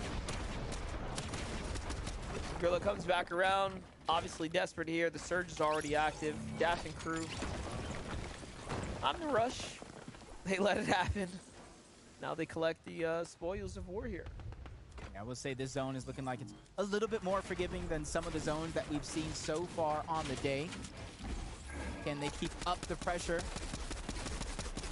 and really rise to the occasion now that they don't have a harder journey at the end? Quanti and TK becoming a little bit of a focus, but he's not as afraid to expend those builds. And the reason why he's building in Brick, because Brick goes to full health a lot quicker than both wood and metal, so it's much easier to defend yourself with. Teams rotating nearby now, though. A lot going on here as the fight's breaking out just above them. TK and Quanti already have shown that they're all about picking up the eliminations here. Looking at the feed, we jumped away and he picked up Dodge with the knock, so the timing seems to have worked out there. Yeah, a lot of these players in the zone, see, running past the jungle biome that they're in, some of them grabbing mud, some of them using the slurp plants to get their shields and HP back up. A lot to refarm in lieu of wood and brick as well, not a ton of metal. And that's why you're seeing a lot of these players, they're expending the wood, they're expending the metal, knowing that the possibility to refarm is there. For Larson and Aviv, they're well above that damage threshold, so they're simply trying to focus on their rotation. Look at this, though. Aviv gets jumped on, and Larson comes quickly to the rescue there from down low. He did recognize the danger pretty quickly and early on. This slows him down before they actually get to the safe zone, so Not exactly a part of the plan. I wonder if they're just going to wait now for a little bit or just go. They're going to follow the zone. I like this. Yeah, I feel like right now you see the zone, half of it was full before it began to open. They're using this rotation. They're waiting for the zone to finish open up before they grab a slow side of it. See Quanti picking up that elimination on the Notch. Not just leaving the body there, but taking it back. They realize how important these resources are going to be in this endgame. Oh, excellent job there, picking that one up. But here's Clicks. No Epic Whale. Now remember, they are just inside that top 3. They do have a fair margin ahead of the top 8 positions in that threshold for the points. So they have a little bit of buffer room to work with here, but you don't want to give it away this early. I will say, though, this day has given me confidence in these solo clutches. In Game 1, Peterbot had 46 solo impact points, went from 19th to 3rd. In Game 2, DK had 50 solo impact points, 21st to 3rd. And then Pamsu had 40 solo impact points, 20th to 5th place. So everything is possible. Wow. And that, my friend, yeah, that's how it happened. He ends up jumping across and unfortunately takes that fall damage there. And well, clearly Clicks wasn't there to save him because he gets eliminated, so there we have it. Wow. We get another top team gets dropped out there, Patek. Dropped into another box. Just a nightmare of scenarios that's going to replay in some of these players' minds over and over and over. You see like the first sense of high ground, Bully on the other side, Peterbot and Byla again being one of those teams. When you talk about a region being open for the taking, right now, NA, a lot of these players are adapting and realizing, probably even going into replay files after each game to try to get as much information. That way they can adapt on the fly. Aviv and Larson are one of those teams, but shot from above. Larson is using the mud just to disengage and get out. He has more than enough heals to make himself healthy on this rotation. Yeah, you know it's serious when he starts using those splashes before anything else, just to have to now catch up to Aviv quickly here before the effects start to wear off. Another team I do want to see, I want to see where Shadow and Bully are. I did see Bully get knocked in the feed, so I wonder, is Shadow alive? This is an absolute sleeper top 8 right now that have slowly been inching their way up the standings here. Yeah, I saw him in the background right there. They probably got that revive up, wasting no time. Maybe a slurp juice, exactly that, to give himself. But this is the thing. Those aren't just regular slap splashes. Those are exotic slap splashes. They give you more time on the run duration, and they give you 30 HP back instead of 15. So he has 90 slap splashes worth of HP in his back pocket.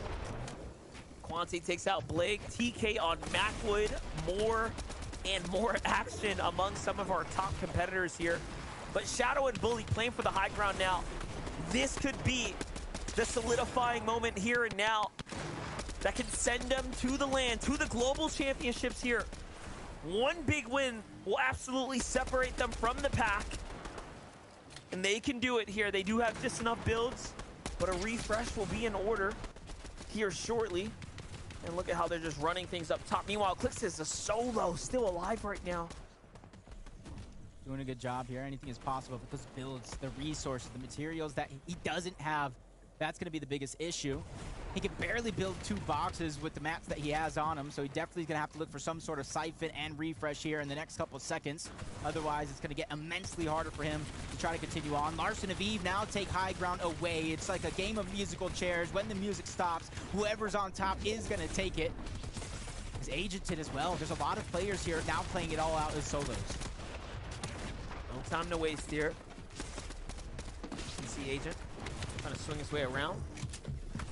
Working this semi-high ground layer right now. I do like it, but he does have to be careful. You have Bully and Shadow just next door. AV also lurking on the low ground there. Meanwhile, Aviv and Larson are slowly chopping their way down the lobby here. Anyone who's on second height will be the next to focus. And there, they catch Bully trying to play a late zone play there. And Aviv calls out to Larson, hey, careful now. And he comes on up.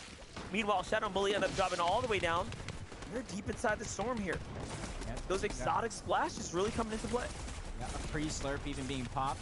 Not gonna waste time. Oh no, oh no! Gets tagged up and taken down overall, but Bully's still by himself. He has 45 worth of heals on him. He could stagger himself, but not too long. No build, so he's waiting for the right move, waiting to peek through. Shadow finally gets taken down. Zone eventually is going to pull him in. TK falls. Quanti trying to make up for it. A huge elimination on the Walkers, trying to burn and turn and take out Vert as well. Just a sliver of HP. He takes a huge shot. He goes down without the Siphon coming in. Quanti's crazy with it. You watched it all go down. Bully also showing us why he deserves to be here. Finding Tabney in the zone there to buy himself a little bit more time isn't enough for him to get some new Storm. It is going to be just enough with 5 HP there. You couldn't time it better. And now he's at 3 eliminations and a top 10 here. He's already shown that he can sneak away and get the victory. A nice shot onto Larson. Getting tagged up from all directions. He's trying to go ahead and calm things down for himself. Only on the way. Become a focus. Good builds are running out. The last one is going to be used. His top is going to be open, and he gets taken down. A credible run as a solo from multiple players in this lobby, but they're all falling. It's now a world full of duos, with Larson being one of the few solos left. Kind of works out that Vila's still here, too, picking up points right now. You want those points to be funneled well past you, and what a better placement for Larson now. He's going to find Jeff there. Excellent job for him. Can he get the backup? But no. Young Monk falls there. In the end, it's Vila who continues to be the disruptor there, and Peterbot in this game right now. We're looking at a 2v2 situation here. Crisp is alive here, but barely holding on inside the storm line. Meanwhile, Peterbot and Vila just running the town up top. Crisp comes around here, tries to take on the tube. Zone does the rest. And just like that, it's all up to Peterbot now. Vila jumps down to finish up things, and he falls there. But the job is done. Is that back-to-back? Is that back-to-back by Peterbot and Vila, or maybe just top finishes overall? It doesn't matter because they are just dominating this playing field. They already have their global championship spot secured, definitely after this game, and they are just destroying anybody's hopes along the way. Yup, last game they picked up a 2nd place. This game, they come right on back. The huge first place finish. Here's that drop down. I thought Vila was finished because the landmass that was right next to it, but he ends up finding just a bit of water that he needed to stay alive, and the zone does the rest. In the end, Peterbot and Vila find themselves a secured victory in an absolute, and I mean absolute, ride to the Global Championships. Yeah, they just need to be able to channel this into that global championship a few months away. We already know this is a battle for 2nd place with these qualification spots up for grabs. But let's figure out where that leaderboard is and who's on top. Thank you guys so much. As they mentioned, from a 2nd place to now the victory royale, Peterbot and Vila. At this point, it's a victory lap, right? They went into that game 100 points ahead of everyone else. And now another victory royale paired up with a bunch of eliminations. They are looking set.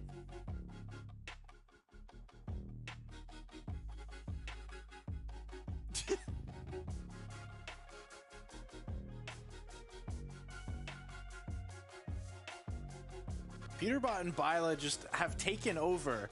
I mean, it's pretty much all ogre. These guys have been one of, if not the best team that we've seen in this last chance qualifier across all regions, and just been absolutely dominant. You really get to see just how good of a duo they are. And again, I asked it last in between games, why did they not play together before right now? I don't get it. Maybe, you know, there's some politics involved, but I want to see these guys play more, and luckily we will get to see it because there's no chance that they don't qualify at this point. Yeah, I guess I have the same question, right, SBG? It seems like this is a very dominant duo. And the question, I guess, becomes what happened, right? Why did we go our separate ways? Obviously, we don't have the full context, and maybe for Global Championships, we can ask them. But if we're going to see this kind of performance coming out of them in that lower bracket, they very likely could find themselves in that upper bracket by the end of that. Yeah. Agree. And we're going to have to see who else is able to make it, because everyone's pretty much playing for 2nd at this point. I mean, look at that gap. The gap between them is larger than anyone outside of 8th place. Like, what is this? Yeah, I mean, listen, you know, I like how Z kind of went ahead and phrased this, right? A victory lap, because it was seeming like that game alone was a victory lap, but these last 3 games on the day are going to be the victory lap. I mean, we already called it after game number 3 that they were pretty much all but qualified, and now the gap is just ever increasing. I mean, the storyline is just so good for this duo, right? Ex-FNCS champions coming back together after some internal turmoil amongst each other. Like, listen, they put the differences aside for LCM. They were like, listen, if we're going to go ahead and make this event, we might as well do it together. And they're doing it in such a there's so many names here on the standings that are doing so well, right? Death and Tahi coming out huge in this last game, moving up into that top 3. And again, like, just kind of being able to go into these last games with a buffer. You know, it's like, if something goes wrong, at least we have that bit of buffer. Like, obviously, I hope that doesn't happen, right? But for them, they're poised to find themselves in the top 8 at the end of the day. Yeah, listen, I'm really looking forward to see this duo finish out the day strong. Already 200 points, looking very, very solid. And the highlight has pretty much just been the eliminations throughout the day. 5 that game, picking up a 7th place, finding the end games consistently. It's really looking good for them. It hasn't really been a struggle either. We would be talking about them way more if Peterbot and Bilo weren't doing what they were doing. And another team that has really impressed me was Bully and Shadow. To see them on the high ground once again, and then you see them lose that high ground. A lot of teams, once you lose that position, wind up just crumbling, falling right there. These guys were able to stay alive, play Storm for a little bit, get that just few more placement points, and that ultimately could be the difference between them qualifying for globals and, you know, not getting to play another FNCS tournament the rest of the year. I think for me, look at this. All right, so we saw Noxie and Crisp there for a moment, right? They're in that last game, up 6 places. And just think about this, especially as we start to move the rest through the rest of these games. 133 right now is the top 8 cutoff. Now, obviously, that'll go up over the next set of games, but for any of these duos outside of that top 8 right now, like, anything can happen. Like, look at 9th. Pamstu and Thatcher only a single point separating them from Chimp and Tabney. And for Chimp and Tabney, they jumped up to 6 placements, right? Anything can still happen in these next 2 games. Yeah, 100%. I mean, we also saw a pretty solid game out of Quanti and TK, who are going to keep themselves as well in that top 8, making sure that they keep on going into the globals. And SPD, the thing that's really, really interesting about how this lobby is playing out is that when Peterbot and Byler are picking up so many eliminations, so many placement points in every single one of these games, when they're pretty much all but guaranteed to go to globals anyway, those points aren't really going towards any other team. So we're seeing that top 8 not really go up a lot of points at a time. Stealing and siphoning all those points away from everybody else. And interesting enough, Chimp and Tabney coming back. Tabney hasn't really been playing the game a ton. They used to trio with Teo back in the day, some old school, but coming together, Chimp's been looking for that perfect duo. Hopefully Tabney is that, and they have success throughout the rest of this tournament. 100%, man. And only 2 games left to go. Right now, it's more important than ever for these duos to really just put it all on the line. Doesn't matter what has happened these last 4 games. Let's just set everything aside. Let's rock these next 2. For all of us here, remember, this is it. 2 games, then we know the top 8 going to global championships. We'll know the top 25, or all 25 that are going to globals in that lower bracket. So much to talk about after all the 6 games are done, but for now, I know you want more games. So check this out. This is game number 5. Thank you, Zeke. That's right. We're getting that much more closer now, Jacob, as once again, this is it. The number of games are starting to really dwindle down. Looking at the standings, I would say our top 3 teams are looking very much poised to secure a top 8 at this point. And then it just almost falls off a cliff. Like, I don't even know if Epic Whale and Clicks are completely safe at this point, because down to around about 20th place or so, it really is anyone's one big game to just chuck another team outside of the top 8. Yeah, and I like the way you mentioned Clicks and Epico as well. They started the day with a victory royale on a high that nobody has felt up until that point. It was game 1, and since then, they've slowly but surely been slipping down that mountain, no pun intended, to Epic Well, as he took some fall damage there and left Clicks as a solo. But with 2 games left, they have their backs up against the wall. Nothing is guaranteed, so they need to use that same momentum that got them first place in the previous rounds and a cash cup and channel that here. Yeah, definitely, and big respects to Bully and Shadow. I mean, that's a team that, you know, we didn't really get to even cover at the top of the show, but another team that absolutely has all the bells, the whistles, the stripes, right, the accolades, if you will, inside some of these stronger, higher tier lobbies, and they're showcasing that they can absolutely do it when they put their minds to it. Now, in that last game, they did give up the high ground, so we'll see what happens in this next one, because Game 5 is ready.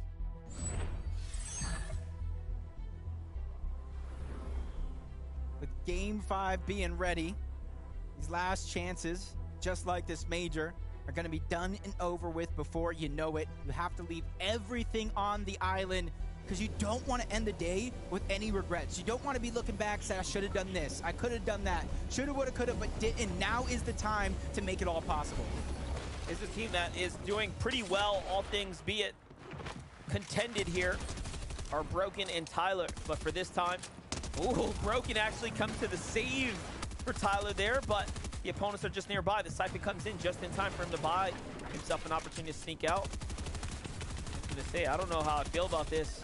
If I'm him, I would preferably get out, but no, he sticks around. His teammate comes back, and they do just enough to stay in the game. Those eliminations tend to add up, Jacob. I was feeling confident, even with Xep going down. Back-to-back mammoth shots, leave him just a sliver of HP. Thought it was going to get cleaned up, but great moves overall. Attacking from two different angles, realized the numbers, the bait and switch, sacrificing the knock just to let his teammate kind of clean that one up. All around the map for like action. Going to get ramped up a little bit more from teams that were once splitting drops, realizing, hey, we not only can't split this drop anymore, but we need those points to pick up the pace and catch up to those teams that are towards the top of the leaderboard. That was just what I was talking about there. This is our 5th place team, but right after 3rd, it drops 20 points and then 30 points and starts the landslide. Let's wait on down. We'll jump around here. We'll give you guys the early look. All the big fights that we've seen continue to unfold all around the map. Here's one that we haven't seen this early just yet. It's AV and Slam here. Let's see how this all unfolded, because also does have an elimination right now. We have that Mammoth in hand right afterwards. Also, it's tragic he finds and he just melts him. If you look up Brave in the dictionary, what Elsa just did is a prime example of that. Only a Flapjack just dives right in, finishes off that elimination. Gonna give him a chance to get AV back up to tip-top shape himself as well. They have the confidence of Surge. Everything beginning to roll well for them. Fontaine. Wait a second. I was just going to say, we might have to tune in with Chimp and Tabney if they didn't already get eliminated. Chimp was knocked in the feed. Now remember, they land down by the Frenzy Fields, which we already saw, of course, Broken in that early fight with Accept breakout. So it's really not too far from there. We were just giving them a lot of credit. Get caught up here soon, but first we touch base with Clicks and Epic Whale. Like we said at the top of the show, this is a team that is absolutely not safe just yet. They will have to have at least one more big game performance before we can comfortably say they'll have a top 8. You asked for it. Well, you got it. Tabney's here. Chimp is still down. But it does look like the team that was fighting him either disengaged or maybe it was something into the distance. So he's definitely going to have his work cut out for him, trying to go ahead and pick up his teammate Chimp. And to me, I'm glad to see Chimp towards the top of the leaderboard. He's been Mr. Consistent year over year. Hit a little bit of a rocky road in the past couple weeks, but definitely has found his form here in the last chance major. Aviv and Larson up in a fight against Yasir and Dorito. Yasir and Dorito are a very, very aggressive team. A team that I actually do like to watch. They are from Latin America, so this did change over from NA Central being converged into one server. Has definitely helped them out a ton when it comes to being able to fight the fights they want and being able to get out all at the same time. Yeah, and get much more attention brought to them as well. And just to kind of touch on Tabney here, who has to really pull a play out. We talked about it. Tabney's been pretty much away from Fortnite in the competitive season for the last little bit, so Clixie and Jelly really have a chance right now to play upset. Now, Chimp does have that LAN experience. He was invited to the FNCS Invitational. We did get to see, you know, him try his hand at some of the best players in the world on an in-person stage. I would love to see if he can take all of that experience and then reapply it. If he can re-qualify or qualify himself, of course, through the last chance major, but that's a story that we'll have to see unfold here. First, Happy has to put up the defense. Ooh. Not looking good. Yeah, it wasn't even Jelly and Clixie. It was the team just far off and at a distance. Third parting, Jelly and Clixie, they slowly rotated on over to that Meadow Mansion. Possibility the vault does spawn over on that side of the map, and that's why you see them trying to push Tabney out. They realized he was a solo, and now they're slowly closing in on that gap. But look, you see, they're giving him the respect. They don't know exactly who it is, and they don't want to throw it all the way in just one fight chasing the solo around the map. I think more importantly, they just recognize that there's that other team in the distance. If we take this fight, it could get messy. And all of a sudden now, they have themselves a little chance. We'll keep close eyes on Badger, but let's jump in with Cam and Nouch here. They have had a struggle of the day so far. Will they have at least their moment to win a team fight here? Remains to be said, but no, not this time, not this game. Haji and Flex come in, find themselves a pair of eliminations. They're not safe either just yet. I'm looking at the map, and there's other teams eyeing up the situation here. It's Day and Redux there. A lot going on here. Yeah, I feel like a lot of teams heard the noise in the distance. Slowly but surely converge onto this location. The shots from above just shooting through. They had the edited stare as well. Just weren't unable to edit it. Chris, Noxy, they go down as well. Elsa is just slamming players left and right back to the lobby. Nicely done there. All right, that brings them on up to 3 eliminations and officially puts them inside the conversation as a team that can contend for top 8. I almost feel like anybody around 32nd place and upward with a couple of big games could squeak into that top 8, steal away one of those spots from somebody currently positioned there. AV and Elsa could be one of them, especially with how they have started off this game. A whole different fire than what we've seen so far. It's given them almost a huge boost of confidence, a lot of flexibility in this lobby. If you think about it, a lot of these teams are just a Rift Island away from closing the gap. Rift Island and a little end game placement, all of a sudden you are very much there. Let me ask you a question though. With Peterbot and Byla and their success and their consistency over Rift Island, is that something you would formulate in your game plan still, or do you think it's a little too risky? I think it's still worth it. I think Peterbot and Byla have already exercised that they're going to continue to play reckless every single time, and it might work against them, right? They're only due to get taken out, but take a look at how Bully gets finished off there. He was dry peeking a Mammoth pistol. It just gets deleted while applying pressure onto Sin there. Unfortunate for him, but just like that, a position on the spot starts to open up there at the top 8. Yeah, it's almost those moments where it feels safe. It feels like you can engage on another team, put some shots. But this lobby is always being proactive. There are players that are always looking out, especially in the directions in which they hear fights going on, because for them, that's easy search. That's easy way to go ahead and give themselves a much more comfortable game. But you see the leaderboard already 2nd place and 5th place are down, which opens up that window of opportunity as somebody to squeak their way on up. The cool part about that is that this is game 5. So game 6 is going to be incredibly close now for bubble teams that will have to put on the performance of their careers if they want to make it to the most competitive event to date, the Global Championship. We have not seen an event lasted all year long across multiple majors, across a span of multiple seasons like this in such a long time that it is really going to be the pinnacle of all competition we've seen in Fortnite.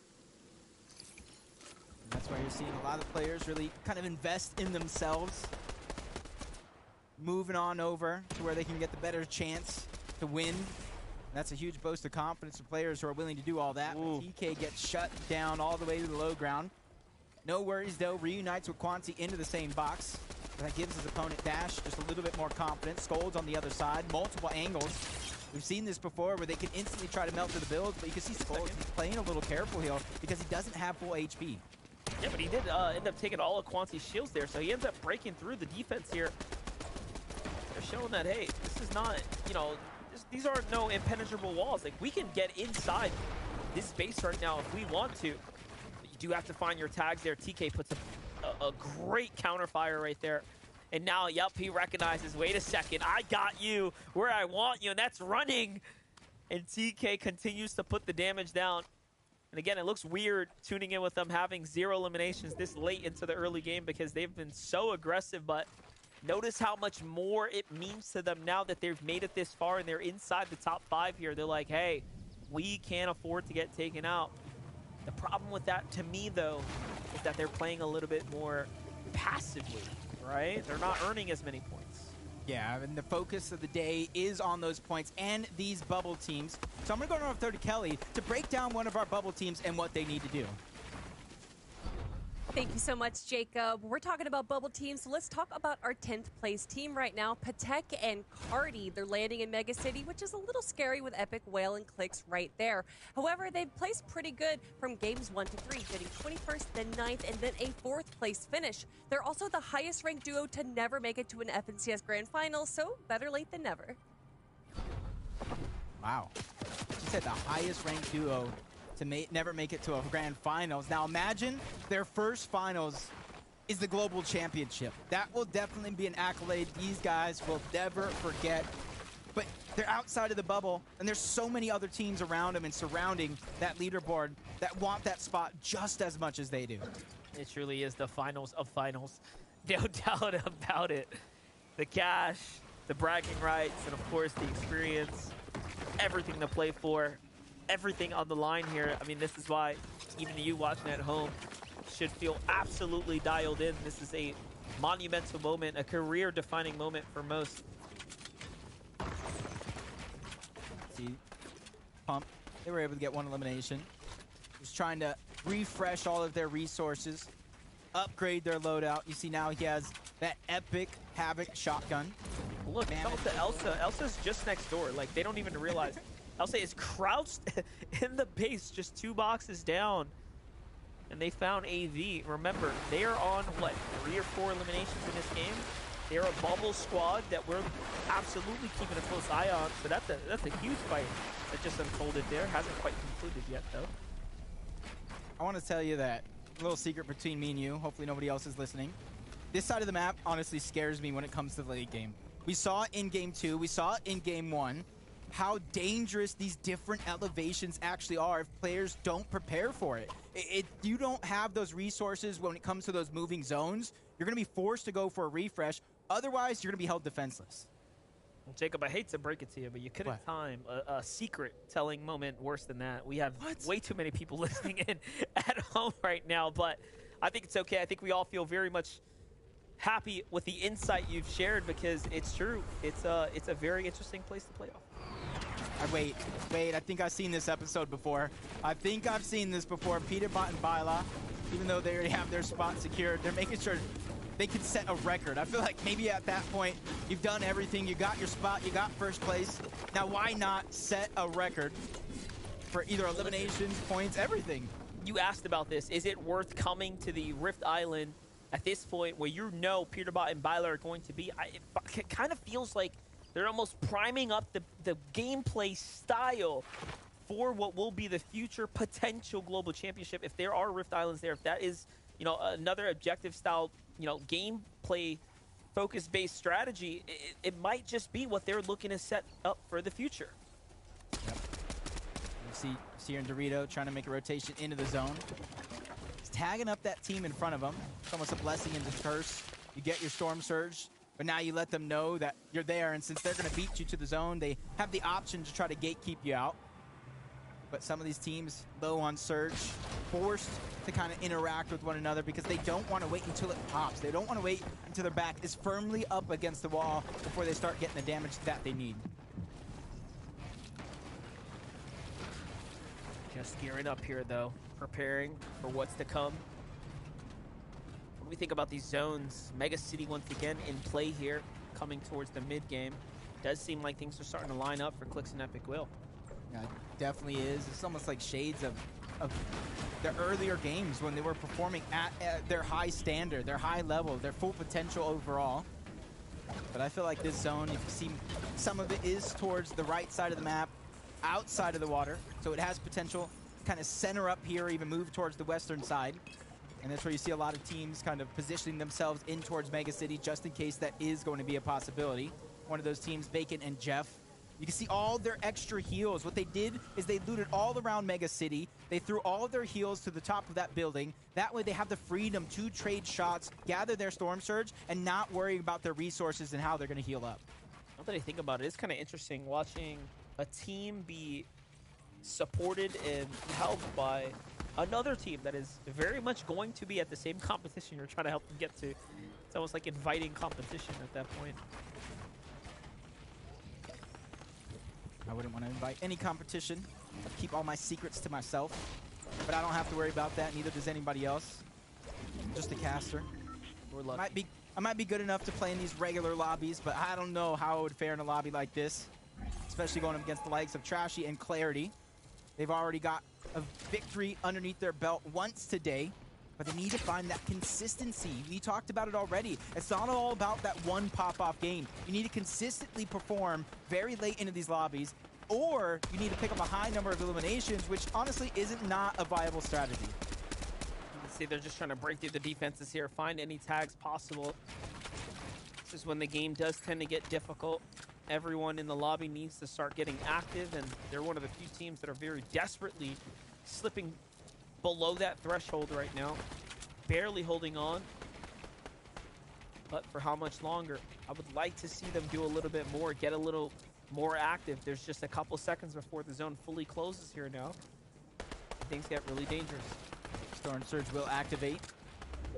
I feel like they have the heals on them to out-heal the zone. Not too many players need to go down, but the slurp juices are so valuable because of the HP and the shield you get over a duration of time.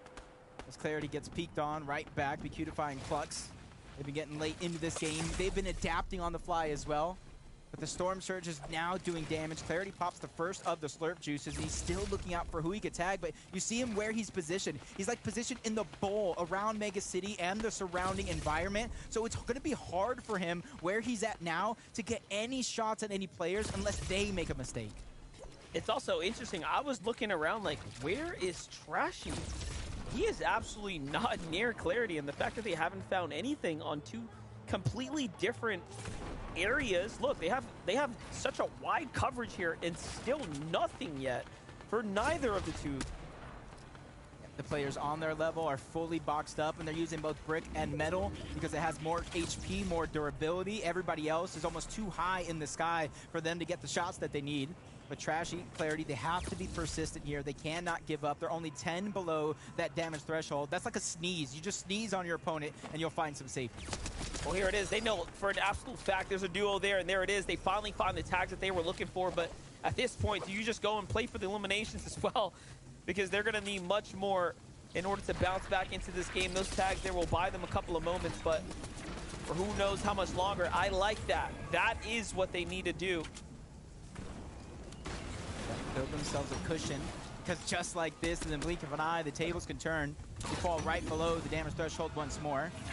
See Clarity and Trash playing that game of separation, trying to cover more ground, get some shots on players, but enough is enough. They have no choice but to fight. Trashy getting that piece control. First shot's going to go in. Clarity gets dropped. Does a ton of damage onto one. He's still fighting for his life here, but time is running out. Zone is ticking. Gets the Siphon finally to come through, and that's where he's going to try to pause. Get this revive onto Clarity. Splash him and his teammate as well to try to give him more time to work with. Nut drops into the box. Oh my God. Same demise as his teammate moments ago, but because of that, Clarity is no longer in the game. But still a ridiculous turn of events right there. Tons of points. Not only that, inching his way towards big placement now, because we're officially towards this end game here. So he just has to out-survive a couple more teams, and he'll be just fine. This will turn into a pretty decent game, but it's going to be a tough ask for anyone, as he is the lone survival here. Really rotating in nice and late. Jumping into a Pam's faster, have 0 elims right now, but they are alive. That is what we hope to see. You have to pick up some placement points here. It's going to be a must. Trashy. Where are they positioned now on the leaderboard? 9th place. I feel bad for anybody on the day that places 9th place, just one position away from qualifying. So for them, they're looking to kind of pick up that pace just like Epicwell and Clicks. And I feel like Epicwell in this game needs redemption after that fall that he took in that last. Yeah, we saw from NPen just last week ago being that team on the actual border. I'm not really too sure how they're faring right now. But there's a lot unfolding here. Let's take a look at some of the highlights here. TK and Quancy. Big moments unfolded here just moments ago. They take down Walkers and Vert. Wow, that was big because they almost had no resources. I think they had 10 on him, which is absolutely nothing at this stage in the game. Doritos now is a solo, but down on Surge as well. But definitely has to figure out what he's going to do. You can see him staggering himself backside of zone, waiting for anybody late to rotate in. That way he could try to get his damage. Nobody really giving him the look he wants, but instead he ends up in a fight against Lacey and Jivy. On the other side, big bush bomb going down. Tries to go up later to separate himself, but the pressure is still there from all angles now, and that's Clix out of nowhere to steal that one away. And that's important for Clix and Epic Well, because they've been struggling to surge most of the game, and now you see them 500 above. That's the old guard taking down the new guard right there.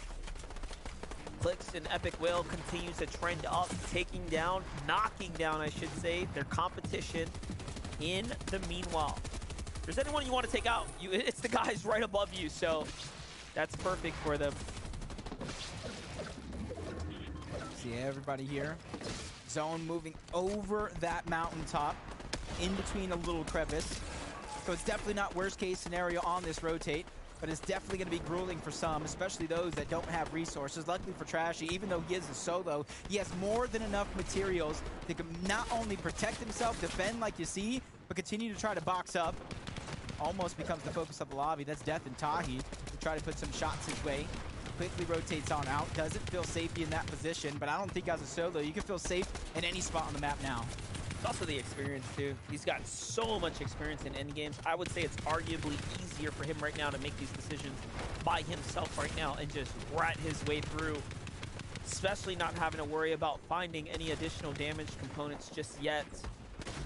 For Bacon, the same can be said here. He's got all of the additional experience in his ear here to support him through this moment. Zone's gonna pull far. 3 slurp juices to work with. Effectively 4 lifetimes worth of HP here to just chill out. He does not have to rush at all, really. Yeah, and typically, you know, I think rotating and moving faster is going to be the name of the game, but since he doesn't have a lot of materials with those slurp juices, I think it might be the play for him to try to stagger himself back. Lake and Macwood have a much different scenario for them. They already have the high ground, so they can stagger themselves back, let the teams in front of them build, and hold on to their high ground. Right now, you see them looking around the distance, trying to figure out what teams are going to be their threat, what teams are looking like they're going to try to take height, and that's the ones they need to focus. But this is what I want to see from a player like Macwood. He absolutely has been here before. There was a point in time in the past we've cast over it, and Macwood was basically guaranteed for a victory, and you knew it game after game because he was that good on high ground. But we jump in with Clix and Epic Whale, a team that's already picked up a win. This is a completely different scenario for them as they're in the low ground here, looking to rack up points right now. The more they earn, the closer they are to the global championship here and now. The zone is doing so much damage. Fatch is by himself too, close to the top 15. That was Cam they took out just moments ago. That leaves Fatch as a solo. He's still trying to hold on to their bubble spot and even rise higher, which each duo falls. That makes it a much greater chance in that final game. Shot going through. A contestation going above. Fatch making the right play to not continue this fight. He doesn't have the materials to hold if he becomes a target, but Clix goes down. The fight for the high ground is there. Epicwell takes down Blake, but now it's 2 solos up at the top, and Epicwell gets dropped into the zone and taken out. Yep, he's gonna fall. Peterbot falls to the hands of Clix actually, and Macwood does end up catching Epic Whale, but I don't think it was enough for him to stay alive as Peterbot finishes that one up as well. And all of a sudden now, Fatch is left to dine, to feast on the loot of Macwood and Epic Whale, and it is enough to buy him a couple of more moments on high ground. It's Peterbot and Vila, the absolute disruptors. Fatch falls there in top 5, but Peterbot and Vila are just showing that they do not need to be in this lobby at all.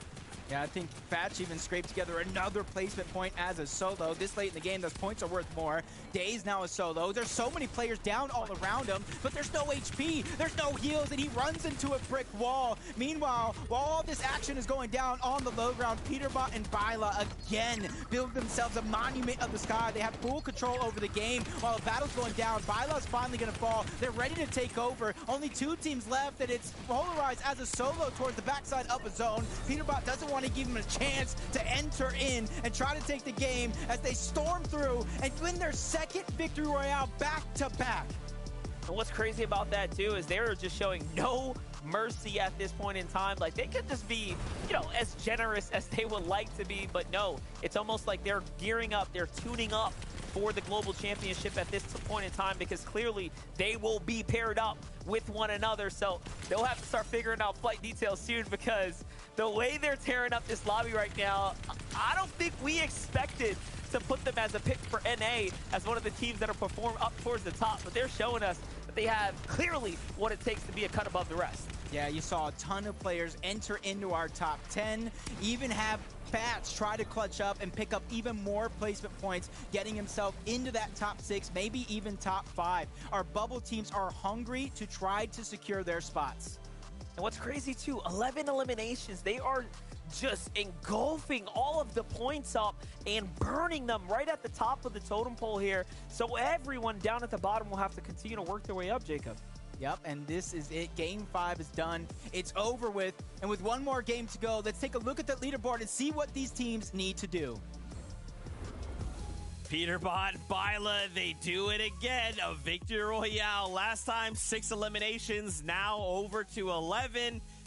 This has been a victory lap. So I know at this point, these guys have qualified. They're going to global championships in the lower bracket, right? It's mathematically impossible for them to fall out.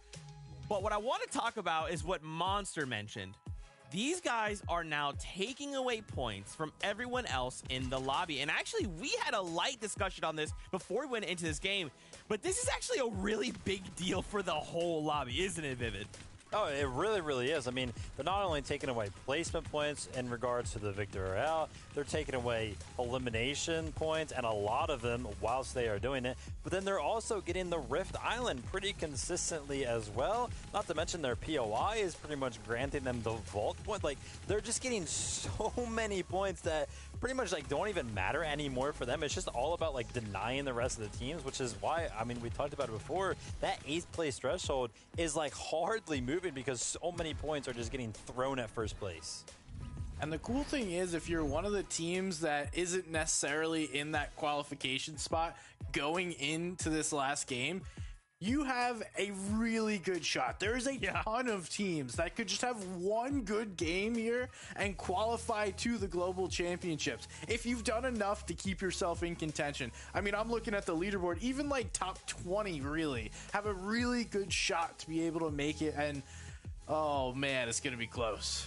All right, here we go. We got one game left to go here in the last chance major. If you're just tuning in, guess what? Peterbot, Byla, they're good. They're going to global championships in the lower bracket. They've got nothing else to worry about. For everyone else, we are fighting to be within that top 8 threshold. Anyone outside of that is done. Right now, Pamsto and Fatch, they've once again found themselves up in that top 8. This is a really big deal, and there is a 16-point lead.